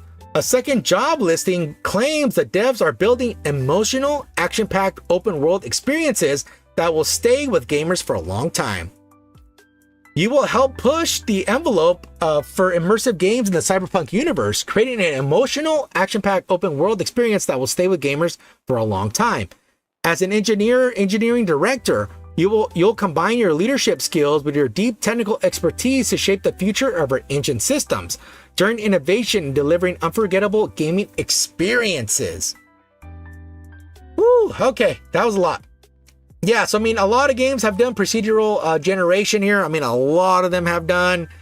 So it's not the end of the world here. I think right now how more and more stuff is pushing to AI and using a lot of this AI stuff, which I think a lot of companies are heading more and more to it now. If I remember correctly, there was a few other companies, which I forgot what companies they were. I read some article like a while ago. Like some other companies are like doing more and more like this type of stuff, like, making it more easier for not only their developers, but like even like the workflow. Like they were saying here, a lot of it's like in the development stuff, like, hey, let's just like spit out some quick stuff, use what's good, and then handcraft it ourselves. But now with AI, being like front and center now and being more improved, I'm pretty sure that's like what they're going to do now. Use this and the AI stuff. So, of course, that doesn't mean it's going to be bad or anything. I know some people think like AI or anything like this stuff, having this equals bad, which I don't really think is the case. I think it's just another tool that people could use. Just some people just heavily rely on the tool, which I think like you have to have a mix of like handcraft and AI to like really like make it like seamless and look good. Because I think if you use nothing but AI, like the AI can't do everything, unfortunately. It just can't. It just there's a lot of stuff missing from there. Okay, procedural as AI isn't No Man's Sky. Yeah, procedural means self-generated. I mean, we had procedural generated game before. Yeah, it depends on what you use it for. No Man's Sky was self-generated by seed, by suck seed. Minecraft is the same. Yeah, they had all these seeds there. They succeeded there. There's a bunch of articles here. Johnny Somali, what, is he more in trouble again? Ice Poseidon accuses legal mindset of working with Somali? What? Ramsey Camille arrested in Korea to officially... Oh, yeah, that's probably a long time ago. You gotta okay. Well, I don't know. I mean, I'm pretty sure. I mean, isn't he already going to jail? I think he has like a bunch of court cases. That's what I heard. I mean, I don't know what the hell's happening, but... Yeah, whatever's happening to Johnny there, he probably deserved it. Dude, he's done so much shit. I'm surprised Japan didn't put him in prison earlier, but whatever. I'm glad somebody stepped up. Okay, we have some, next up, we have some Hideo Kojima news. I know how much you guys love Hideo Kojima. If you guys don't know who he is, he's in charge of a lot of stuff in Konami. You know, for example, Metal Gear. He was, I was going to say Scribblenauts. No, it's, what, Science Knots? I think Science Knots. There is, what is that game? It was Stranger, something with an S. Damn it, I forgot. I think it was for the PC, I forgot what. Yeah, there's a bunch of other games. No, not yet, though. They're bleeding him dry. Oh, that's good. Oh, that's good. Okay, Hideo Kojima reveals his next espionage game. What? Physint? Yeah, it's like physicist, but Physint is 5 to 6 years away. Okay, Kojima is currently working on Death Stranding 2, OD. Wait, OD? What's OD? And Physint. Okay, I guess he doesn't. I guess he never wants to leave Metal Gear, huh? If he's gonna do a next espionage game, technically that's what Metal Gear is there. But we'll see here. Okay, it says here Kojima recently spoke to French magazine Le Film Français, during which he was asked about the adaptation of the Death Stranding film, which is currently in production at A24, and if he'd like to work on more films in the future. When asked if he'd like to direct a film, Kojima replied, "Oh yes, I received many offers after leaving Konami." Kojima went on to explain that he has multiple video game projects in development, and that he may consider making a film once Death Stranding 2 and Physint are complete. Besides Death Stranding 2, there is Physint in development that will take me another 5 or 6 years. Maybe after that, I could finally decide to tackle a film. I grew up with cinema. Directing would be a kind of homage to it. Besides, I'm getting older, and I would prefer to do it while I'm still young. I mean, I don't know how old is Kojima? Let me see, how old is he, Kojima? Let's see. I'm pretty sure he's pretty old, but how old is Hideo Kojima here? He's 61, still young? He's 61 years old. Wait a minute. Death Stranding is still in development in 5 or 6 years. So what, you might do it when he's close to 70? Oh man. Okay, Physint was announced in January 2024 during the PlayStation State of Play presentation, appearing alongside Herman Hulst. Kojima announced that he was working on a brand new original IP that was a next generation action espionage game. Interestingly, Kojima doesn't mention OD, his upcoming Microsoft project. However, it's possible that this wasn't mentioned because the interview was conducted as part of the ongoing promotion for Death Stranding 2, which Sony Interactive Entertainment is publishing. Hideo Kojima has made his love for cinema very public. He routinely posts film reviews to a social media account. He collects film memorabilia. Kojima games are known for their long, sometimes feature-length cutscenes, which have led many fans to suggest that Kojima one day direct a film. Oh yeah, if you guys haven't seen his film reviews and his social media, it's so funny. You could 100% tell when he likes a movie. When he likes a movie, he does like this super long tweet, like going very in depth on the stuff that he liked about it, and then on the stuff he hates, he just puts something very quick. He's like, "Hey, I just saw this movie," and that's it. And then like there's another movie, it's like, "Oh, I just saw this movie. It is absolutely wonderful. The cinematography was this, and like the lighting was that." Like he goes super in depth on the stuff he likes, and the stuff he hates, like he just said, "I just watched this," and that's it. Like he doesn't go any further in elaboration there. Hideo Kojima recently said he reevaluated his priorities since turning 60 and becoming severely ill during the pandemic. That has even left a will containing a game ideas. Oh yeah, he put everything on a USB stick. All his ideas that he has for like many years, many game ideas, many mechanics that could use. Yeah. So yeah. We'll see though. I mean, yeah, this new game, and yeah. It's gonna be sad when he passes away. I know not a lot of people like him. I don't know. I like him. I mean, yeah. So sometimes he could get, high on his own supply, but I mean, shoot, he's been grinding his ass off for a long time. So, I mean, shoot, I think I might do that too if I was grinding that much. Or you could use generation for the initial map and then handcraft it afterwards. Yeah, something like that. It says witness statement trial in August. Probably won't get sentenced until like September or October or longer. He can't work, so they're making him bleed money. Ah, okay. That's why he's always with his friend, right? Yeah, with his what's his name, Hanky? I think they call him Hanky Poo for some reason. Yeah, which I'm pretty sure he's pissed because man, yeah, paying for another person is not cheap, especially when they're an adult. Like, yeah, it's even more expensive when they're an adult because they require more nutrients in their body compared to a kid. I mean, no, a kid's already expensive, but it's because they want a toy, Yeah, they want a toy, but yeah, an adult is even more expensive when you start like going into like all these things. Okay, all right, so we have some oh my lordy, some more SAG-AFTRA stuff. Okay, it looks like they're pissed off about Fortnite using Darth Vader, but I thought everything was on the up and up. Let me check what this article is about. Yeah, I'm pretty sure, wait, if I remember correctly, I think Fortnite got permission from the people who own Darth Vader's voice, the actor who voiced him. Yeah, I think they got permission to use his AI voice and even paid like licensing and all this stuff. And I think asked permission from the estate. And I don't know. Oh, what? Let me see what this is. Labor disputes erupt over AI voice Darth Vader in Fortnite.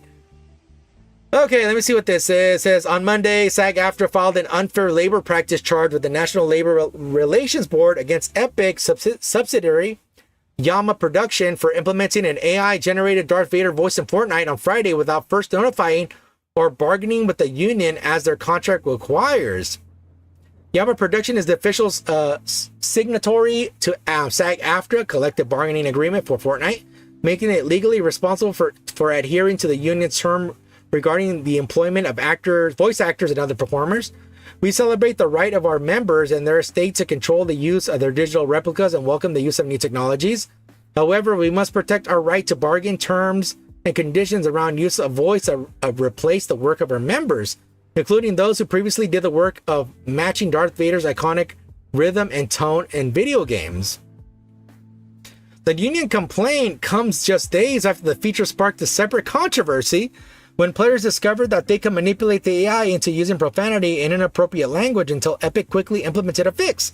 The AI-controlled in-game character uses Google Gemini 2.0 to generate dialogue, and 11 Labs Flash 2.5 AI model trained on the voice of the late James Earl Jones to spark real-time responses to player questions. For voice actors who previously portrayed Darth Vader in video games, the Fortnite featured starky illustrations of how AI voice synthesis could reshape their profession. While James Earl Jones created the iconic voice for films, at least 54 voice actors have performed as Vader in various media games over the years when Jones wasn't available. Work that could vanish if AI replicas become the industry standard. But I mean, if they never bothered to use these actors here and they only use the main guys, then why would they need a... What? Let me keep going now. Okay, the union strikes back. It says SAG-AFTRA labor complaint, which can be read online here, doesn't focus on the AI feature technical problems or the permission from the Jones estate, which explicitly authorized the use of synthetic version. Yeah, that's what. Which authorized the use of synthesized versions of his voice for the character in Fortnite. The late actor has died in 2024, has signed over his Darth Vader voice rights before his death. Instead, the union's grievance centers on labor rights and collective bargaining, in the NLRB's filing, SAG-AFTRA alleges that Yama Production failed and refused to bargain in good faith with the union by making unilateral changes to terms and conditions of employment without providing notice to the unions or the opportunity to bargain. By utilizing AI generated voices to replace bargaining units' work on the interactive program Fortnite. The action comes amid SAG-AFTRA ongoing interactive media strikes, which began in July 2024 after negotiations with video game producers stalled primarily over AI protections. The strike continues with more than 100 games signing interim agreements, while others, including those from major publishers like Epic, remain in disputes. Yeah, because that's what I understood, that they pretty much, the Fortnite people, they pretty much got permission from the James Earl Jones estate, since he passed away last year. May he rest in peace. So everything was on the up and up here. So I don't see why they have to talk to these people if they just went straight to the people and said, hey, could we use your voice? Could we use his voice, And they thought it was cool, and they gave the go ahead. They paid the fee. They got the rights. So, I don't know. I mean, to me, everything seems on the up and up. It seems like they just want more money. This SAG-AFTRA people, which I know some of the people in the this SAG-AFTRA labor strike thing that they're having. I know some of them are just fed up. I remember seeing like some tweets of like some of the people who did it, like some proof, and I guess like a lot of them are like fed up. Like some of them are like, hey, we just want to like stop this, and I think even some got threatened. Supposedly, they like threatening letters. I'm not sure like what they were threatening there. I'm not really sure, but I think it's like sort of falling apart, like this labor strike thing. Even more so now. I think a lot of people are just like fed up. Especially their workers. They're not getting paid, and they really need money. Right now it's pretty hard right now, so I can't imagine these people not working and losing out on all these opportunities, especially now with AI becoming more and more getting more improved over time. So this is probably not the best time for them to do it, but yeah, to me the Darth Vader thing, it seems on the up and up to me. They got everything's like on everything. They got permission, they paid the fee. Both sides said, okay, cool, we agree. Yeah, that's it. There's really nothing left. Either money or they need to be involved so they don't get left behind, maybe. But I don't know. They to me, it just doesn't seem to have that much bargaining for that, for the Darth Vader thing, since they already got permission from the main people, So it's gonna be a little hard to like to have bargaining chips there when you already got like all the permissions and already have an agreement with them. If they knew ahead of time and they did it, then maybe. But afterwards, yeah, it's a little hard to like. It's sort of like like when you're buying something on eBay, you already bought it, you already have it in your hands, and then somebody comes and, oh no, we need to make we need to have a bargain here, and you're like, we need to have more discussions here. You're like, well, I already have the thing, like, I'm just gonna leave now, I'm just gonna leave right now. Okay, and you know what? I remember seeing some article. I don't know if it was true. Something about a new Street Fighter movie. Street Fighter. Yeah, they're making a new Street Fighter movie with live action. A live action Street Fighter movie. Let me see where. Yeah, I don't know if it was true. Let me see. Oh, here it is. Here it is. Yeah, here it is. I remember seeing this article right here. I didn't see it, but I just saw the headline. Yeah, I just saw the headline here. But you can read it. I guess a new Street Fighter movie is gonna come out, which I've seen a few of them. The original one with Van Damme. You know what, guys? I know a lot of people might hate the movie, but dude, there is so much lines in that movie that are memorable. You just can't hate the movie, I know there's like a lot of anime OVAs, but those are great too. But dude, that movie was so great. Yeah. And he goes, there's just so many good lines, dude. Okay, let me go here. Anyways, this says Andrew Koji, Jason Momoa, Noah Centineo, and Roman Reigns in talks for legendary Street Fighter. It says, okay, and it shows the people there.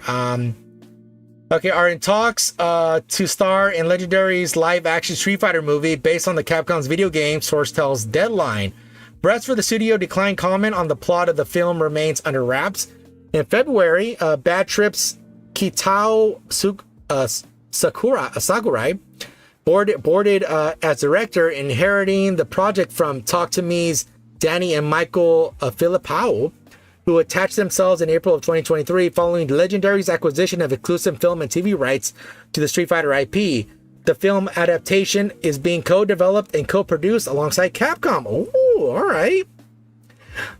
Yeah, usually a lot of times the developers of the games aren't really like have anything to do with the project. A lot of times, like a lot of these, like remember guys, Dragon Ball Evolutions.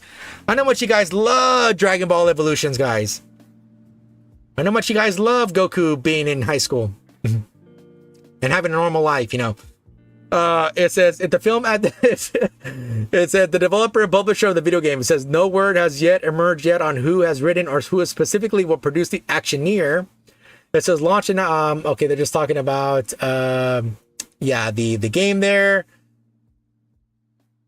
Okay, okay, let me go. Known for the roles of the series Warriors and Gangs of London, as well as films like Bullet Train and Boys Kill World, Koji will next be seen starring in the to be original. Oh wait, no, okay, where is the? Oh, that was it. Okay, never mind. Okay, so that's it. Supposedly, yeah, of course, you know, I mean, take it with a grain of salt here. I mean, it might still be going, might not. I mean, it's still in 2023. It's already 2 years later, and I don't know. I mean, it's sort of hard to like make realistic characters of Street Fighter, since I mean the characters are super. I mean, especially in Street Fighter 6. Oh my lordy! In Street Fighter 6, they're even more like buffer than I think all the other renditions combined. I mean, even Street Fighter 5, they were pretty buff, but in Street Fighter 6, I mean, like 4 and 5, they're pretty buff. Like, yeah, Street Fighter 6 takes the cake, man. Yeah, Street Fighter 6, they're like super buff, all the guys. Yeah, it's a little hard to find like that stature and acting and stuff. So, yeah, I don't know, dude. It's a little, it's a little difficult for all that. So, I don't know, but either way, I mean, I wouldn't mind seeing another Street Fighter movie. I mean, come on, it's Street Fighter. I mean, I know the last live action one was, I believe, The Legend of Chun-Li, if I remember correctly. For some reason, I mean, which I know already. Like I don't think there's any woman that could even match anything close to Chun-Li. Yeah, Chun-Li is just, you know, it's just like this major anomaly, like in anatomy there. Yeah, it's very hard to match Chun-Li. So, yeah, unfortunately, they hired the woman who played Smallville, the show that appeared in WB a long time ago. She was Clark Kent's girlfriend. She was Lana. Was she was Lana? I forgot, or maybe Lois. I forgot her name was. Anyways, yeah, she looked extreme. She was like the polar opposite of Chun-Li. So, yeah, that was that was oh yeah, it did not do well. I remember she got so much hate. I feel so bad for something she couldn't control. You know, she can't control her body, especially those thick thighs that Chun-Li has. There's no way. Yeah, Kristen. Yeah, that's her name. Yeah. I feel so bad for her, man. Yeah, she got so much hate. Like, yeah, no one could match. No one could match Chun-Li, dude. No one can match her. It's impossible. It's sort of like Dead or Alive. You know, they made a live action Dead or Alive, and like, yeah, there's no woman that can match that. Yeah, there's no movie. There's nobody. I'm more excited about the new Mortal Kombat movie. There's a new Mortal Kombat movie? No way. Let me check that out first, guys. Sorry, I'll read this article in just a second. New Mortal. I mean, isn't the game already that? Let me see. There's a new Mortal Kombat movie. Guy who directed Dragon Ball Evolution also directed the first and third Final Destination. Oh, really? Oh no, what the hell happened there? Yeah, Kristen Krug, yeah, love her, but yeah, no, nobody's Chun-Li. I don't think there's any one movie who could match Chun-Li. She just wait, is it this one? Mortal Kombat 2? I didn't even know they were making another one. Mortal Kombat 2 announced. Oh, that was a month ago. Wait, Sub-Zero?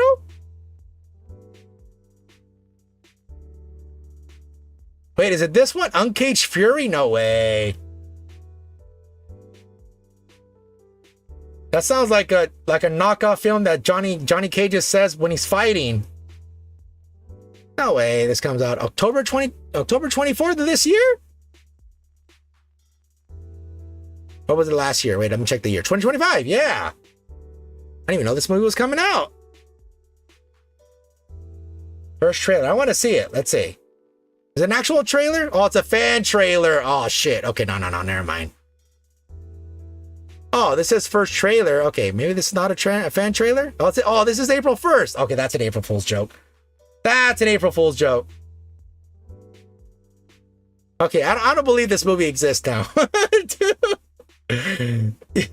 Yeah, I don't believe this movie exists anymore. Okay, let's see what this says here.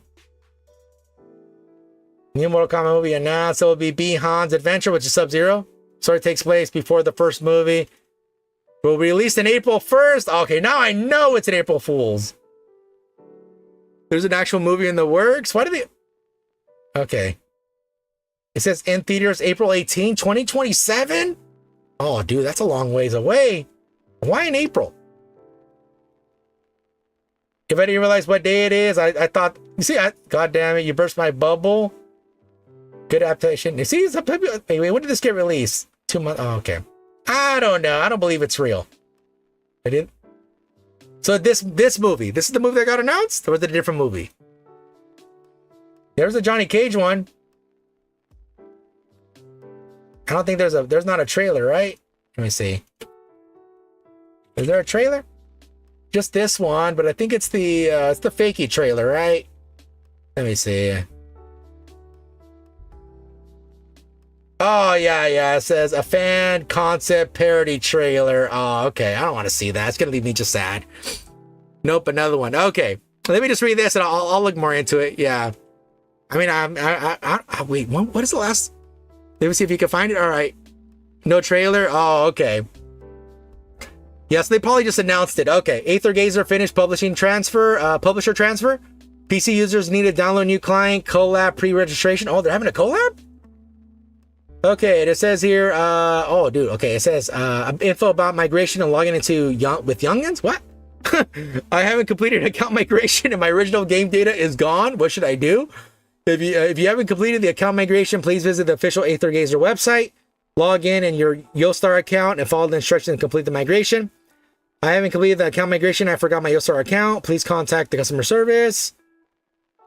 I successfully completed the account migration but forgot my Young's account. What should I do? Okay, just do there. Is there a time limit? Pick a new character using my Google Apple Origin email account. Okay. Oh, whoops.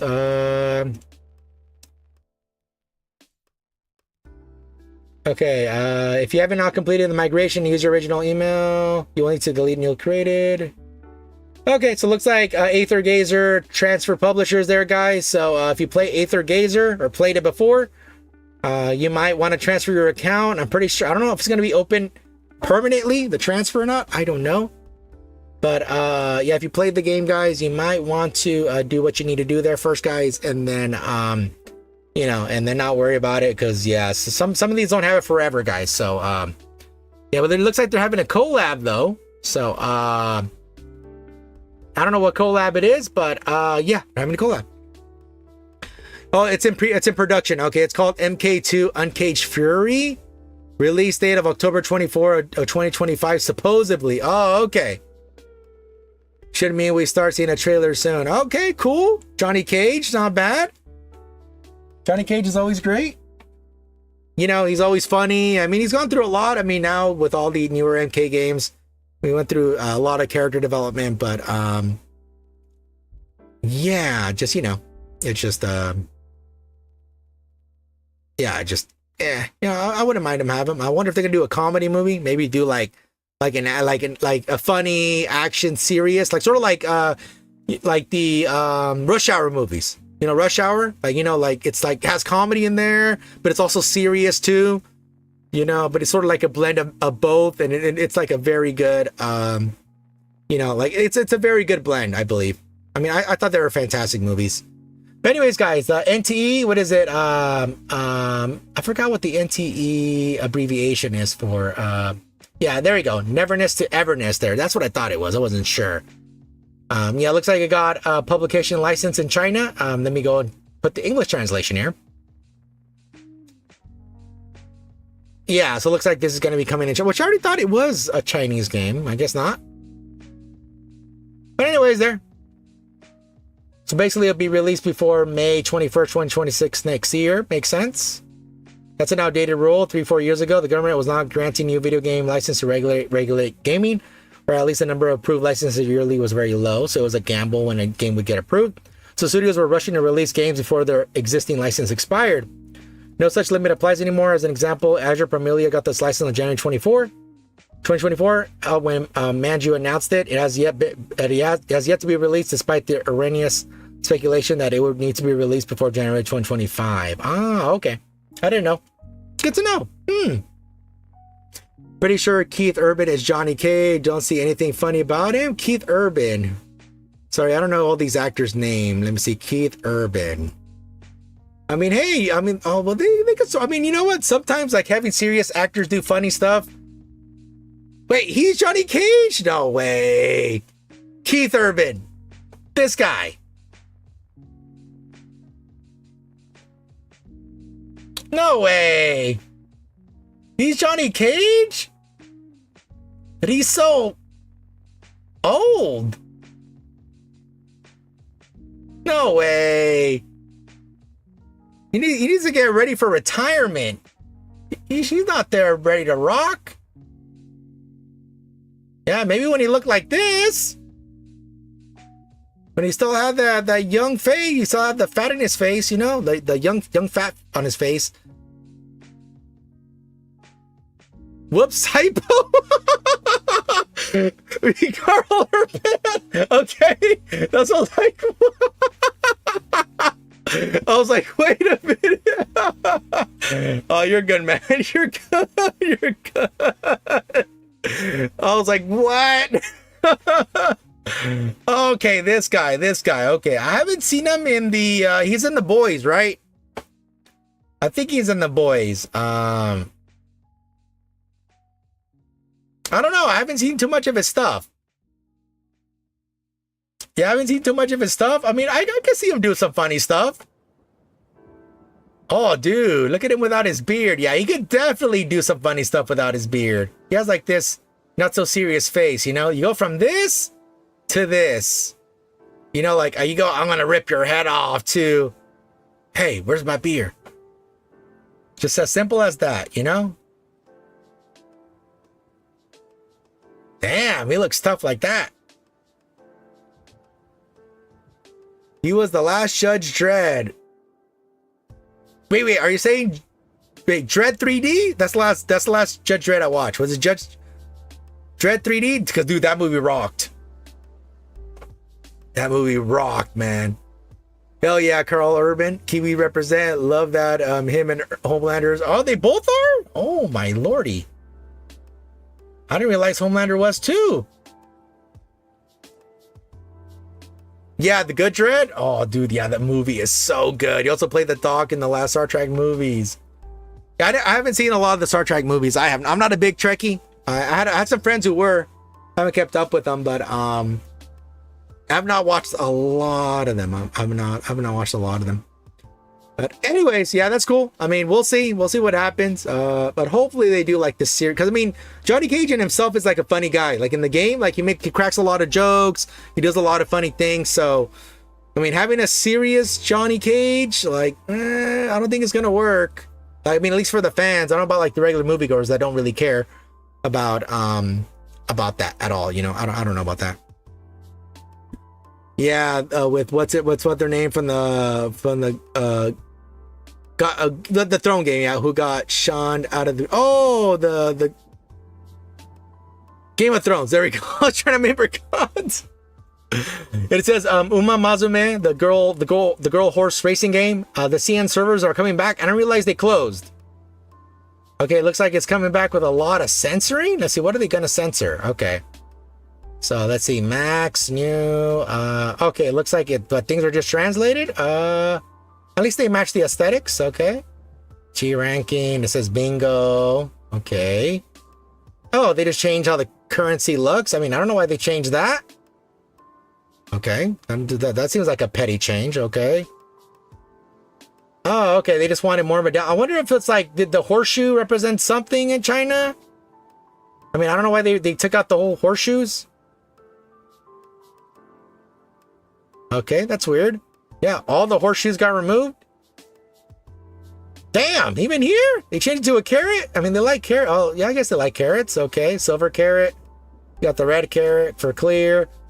They took out the beer. They took out the horseshoe beer. And they just put just regular beer. Yeah, so they got the horseshoe and they put, I guess the horse, or either a devil girl or horse girl there. There's the, oh, they just changed the card. Okay, what, did they remove the horse girl? No, she's still there. Okay, let's see. What did they remove? She looks the same. I mean, her thighs are the same. The shorts are the same. The tummy's still there. I mean, oh, they removed a little bit of the booba. That's what I see. Yeah, they have like a, it's hard to tell, but it's like they have a, you can tell like it's, they show the separation of the boobas there. See, yeah, here, yeah, this you can't tell if she has a uni boob or not. This one, you can tell she doesn't have one. Besides that, everything looks the same though. Yeah, her head, everything else. Okay, let's see here. Okay, you got this chica here. Oh, what? I'm surprised they didn't change this in the background. I'm surprised the horseshoe is still there. I'm surprised they didn't remove that. Okay. Yeah, they removed the booba here again. I mean, everything else looks the same. The tiara's there, the face is there, the hands are there, the tummy's there, the shorts are there, the thighs are there. Yeah, everything's there. Oh, what? Okay, now this is a dumb change. So they removed the starting. This is so dumb. Yeah, this is where they start the race. This is where all the horses gather, and they're literally behind a little, just a little gate here, so they don't just take off. I mean, just like regular horse races. I guess they took off this little, beginner cage. I don't know what it's called, but yeah, because it's literally removed. Dude, it's so dumb. Okay. Okay, here, what did they do with her? Let's see. They kept her glasses. The ears, the hair's the same. Her clavicles are there. Oh, they did something here. Oh, they reduced her booba size. Yeah, see here, it's like her boobas are coming out. You can tell there's like some size to them. Here, they sort of removed the size, because now everything's like flat here. They even left some of the shadow still there, like right here. See, they left the shadow there. Yeah. Besides that, everything else. I mean, she was already covered, so yeah. Okay, let's see this one here, and again, her boobas got downsized. Besides that, I mean, the hair stuff is there. Everything else looks the same. What about the tail? The tail's still there? Yeah, the tail's still there. What about her thighs? Wow, I'm surprised they didn't increase her skirt size. Her skirt size is the same. I'm shocked. I'm surprised they're showing that much of her thighs still. What about the other girls? The other girls are still there. Okay. Okay, what about here? Okay, they reduced her boobas. Everything else seems to be here so far. I think it's the same here. I don't think they changed. It's hard to tell, but I don't think they changed anything. Even the thighs are there. On the one on the left. Wow, she's showing her knee. I'm surprised they're showing her knee there. Yeah, she's running. And yeah, her skirt's the same. Her spanky pants there, or spanky shorts, whatever they're called. Okay, then here, I don't know, looks the same. This one, I don't know. Let's see, the ears are there, the hairs are the same. His face is the same. The neck is the same. I mean, there's the thing around, I mean, right there, this thing holding up. And it's the same length, even I mean, it's showing the shoulders. I mean, the booba looks the same, even in the shadows here. I mean, it looks the same. The wrist, the skirt looks the same. Yeah, I don't see anything different here. Was there something else different right here on the right? Maybe they put the wrong image. Nothing. I mean, all the text. I mean, the text looks the same. I think they put the wrong image on this last one. I don't think it's right. Yeah, because it's even the same text. So I think they might have put the wrong image there. But anyways, yeah, a lot of censorship as always in China. I mean, some of them look pretty petty. Yeah, no big boobas there over there, guys. Yeah, you need to eat a lot of food and not do anything. All right. So yeah, probably not. Sucks. CN gotchas keep getting nerfed. I wouldn't be surprised if they said horseshoes are too American because cowboys are removed. A lot of downsizing. Hey, Rising, how's it going? I know, but it's so weird with the horses, because that's what horses. I mean, you know, they don't need them if they're in the wild, because in the wild, you know, them running on like rocky ground or like, you know, unlevel ground, all that stuff, you know, it pretty much shaves their hooves. So then that way they don't need to wear, you know, it pretty much shaves and like strengthens their hooves compared to like when people have them, you know, because now they're like on soft, like grassland, you know, all the time. So there's no way for them to like really like trim their hooves, since their hooves are pretty much just like nails. They keep growing. So yeah, that's a bit weird there. Okay, looks like there's a game here that's having a collab. I don't play this game. It's called the Haze Reverb. Isn't this a game that has the giant waifus? Haze Reverb? I think it is. It says Haze Reverb and X-Chain Soldier collaboration begins. Login event for a random copy of Himari Azuma or Nai Okawamura, and another 7-day login event for free copy of Koyuka Uzen. I believe the Haze Reverb is the one with the giants. Today I learned this game exists, and this is the collab I wanted for Brown Desk 2. So lucky. Meanwhile, BD2 is having a meltdown because Sword Maiden got nerfed and compared her to Jaden. What? Sword Jaden to Sword Maiden? Wait, what? Wait. Sword Maiden got nerfed? No way. I gotta see now. Say BD2 Sword Maiden. I don't know. I didn't realize there were drama. Or is it because her abilities got nerfed? I remember there was some announcement about her abilities. Let's see, was it this one? You guys are right. This collab is pretty bad. What is her ability? It says Supreme God Archbishop Sword Maiden. Okay, so here is a 5-star. Oh, wait, I don't know what ranking it is. Oh, it looks like I'm assuming max ranking. That's what I'm assuming. But it says attack the enemy 3 times, deal 448 magic damage, equal to 220% of your magic attack per hit. Use SP5, cooldown 3. Has a cross there. Keep in mind the norm for preview kits that show up in the packs is +5, no pots. Our second outfit. She's literally a 5-star version of Jaden. I'll just say here. Anyways, it's kind of sad. To be viable, she needs SP reduction, needs cooldown reduction, needs damage. She also kind of needs AoE to be 3x3 or wider cross. Even if her tier is good, overall will still be somewhat subpar unit. Look at the bright side, at least it's magic, because if she's light physical, she's dead in ditch. She's literally just 5-star version of Jaden. Against Dark Elemental mobs, just the alternative version, probably the best. Dead costume at even at 1 CD. Which then she will get a higher upgrades. Trash as I figured. Amazing collab, use skill, and get a potato that do nothing for 3 turns in your team. Okay, so that's what people were angry at. Oh, okay. I was wondering when they were saying Jaden. I assumed like they like plumped her up or something. Sorry, Jaden is the Harry Potter guy. That's why. Anyways, this game is coming out. I mean, this game is having a collab. He's Reverb with that one. If you guys cared about the game. I don't play the game, so let's see. Is there anything else here?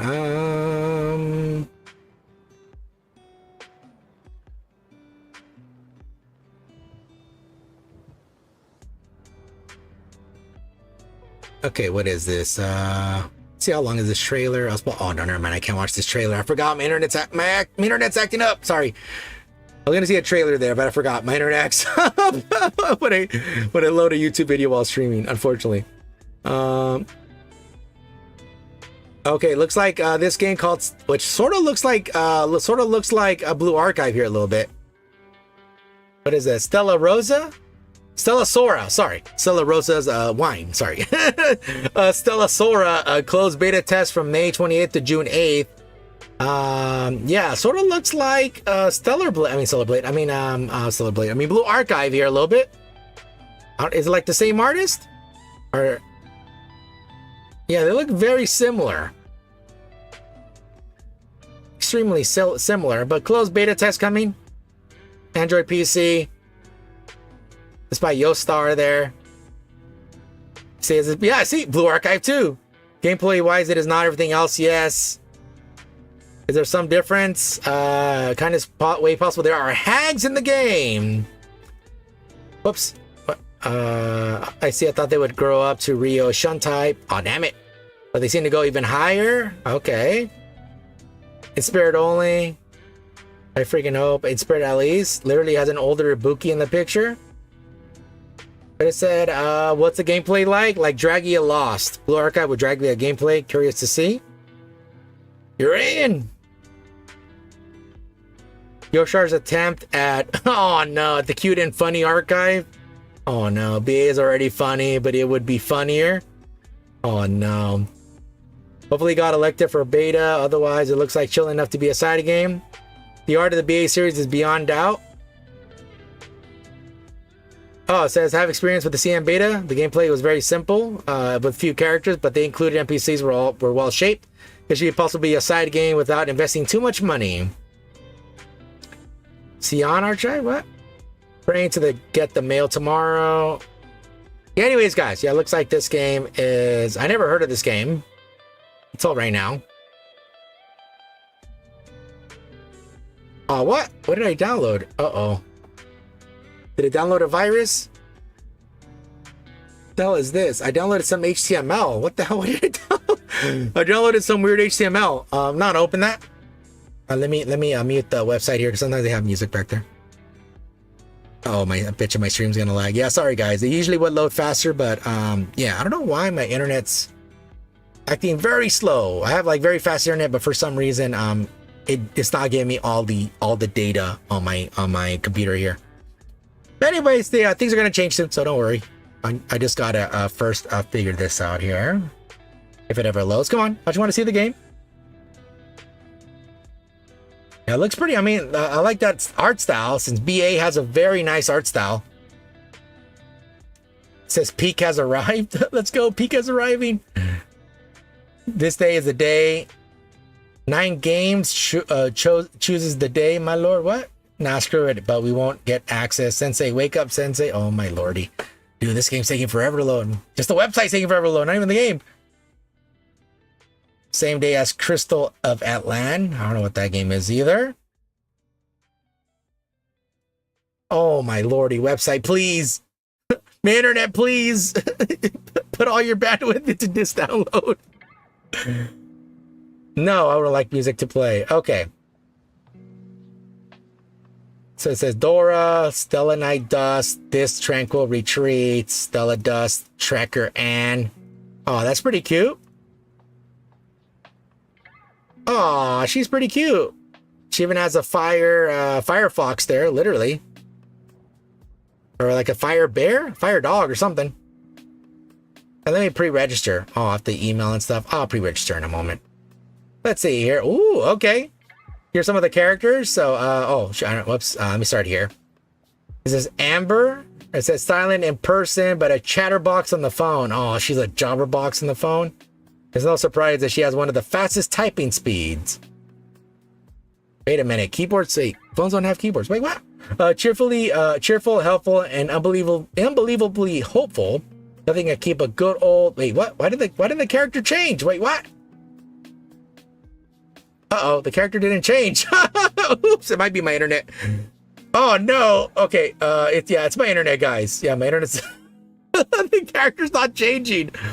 Oh no. Okay, let me just click all of them. Maybe my internet will load it up. Oh no.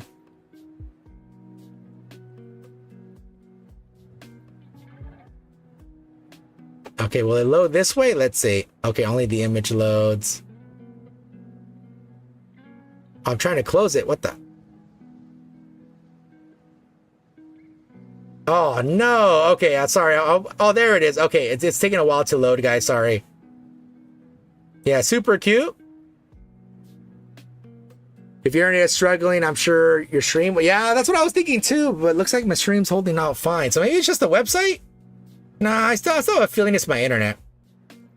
Well, anyways, hopefully the thing loads. Let me go down here. Okay, it says number 000, Stella Sora, the tyrant boss.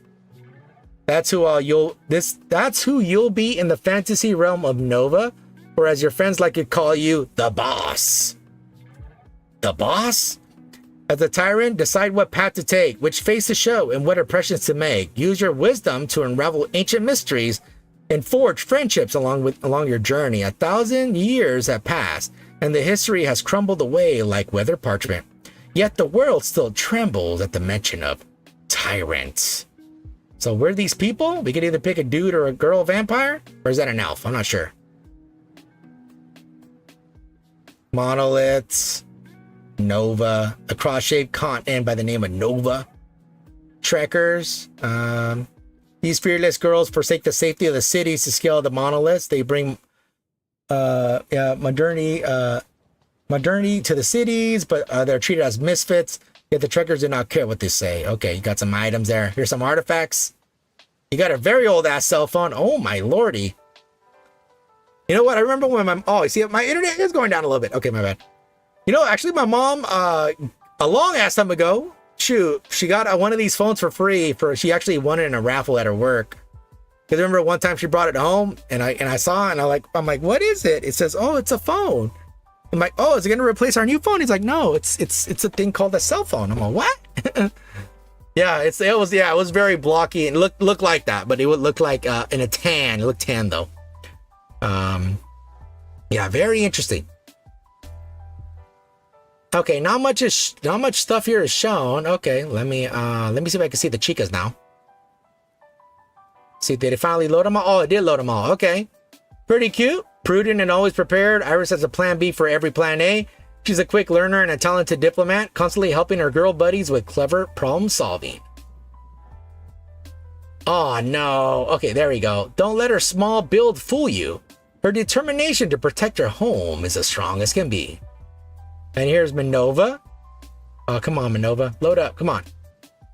There it is. Tired of the status quo in Ashwin district, she dreams of creating a place where she and her friends truly belong. All right, cool. So she has a bat. Yeah, she has a big ass cape. Oh no, actually a sweater, really.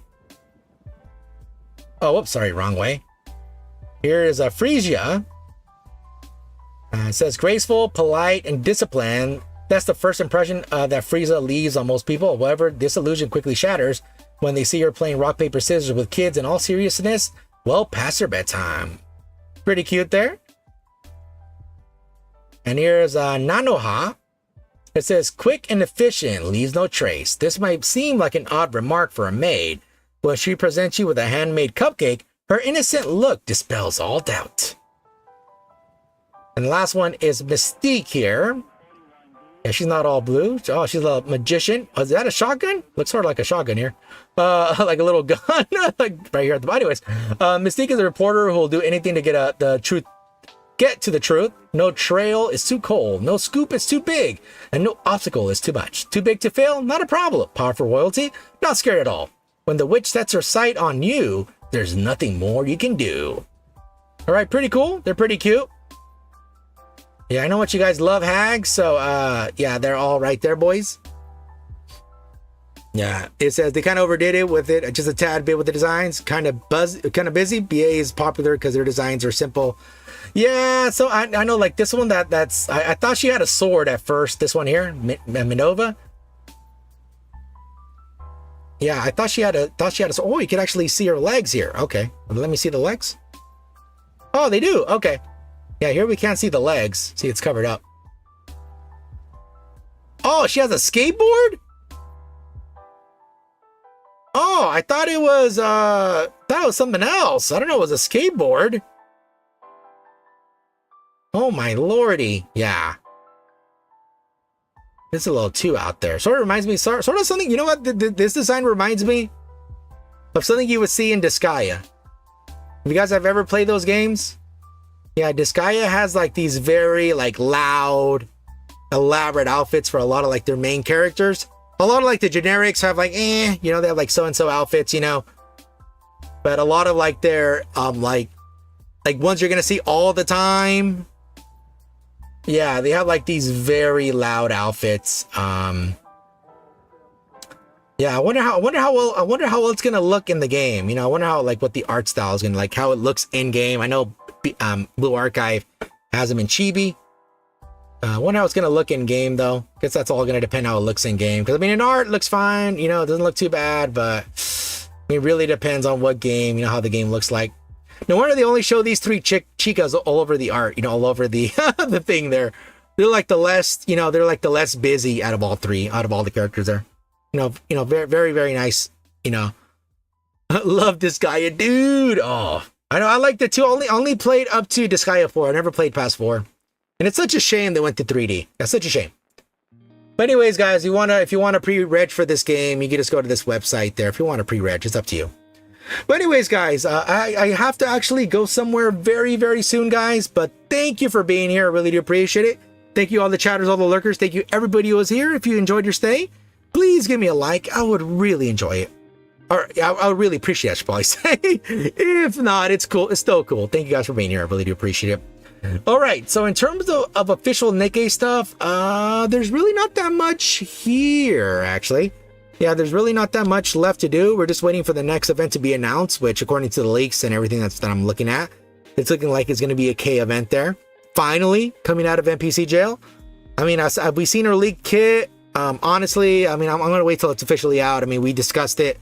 Yeah, because, you know, leaked kits, they're never 100%.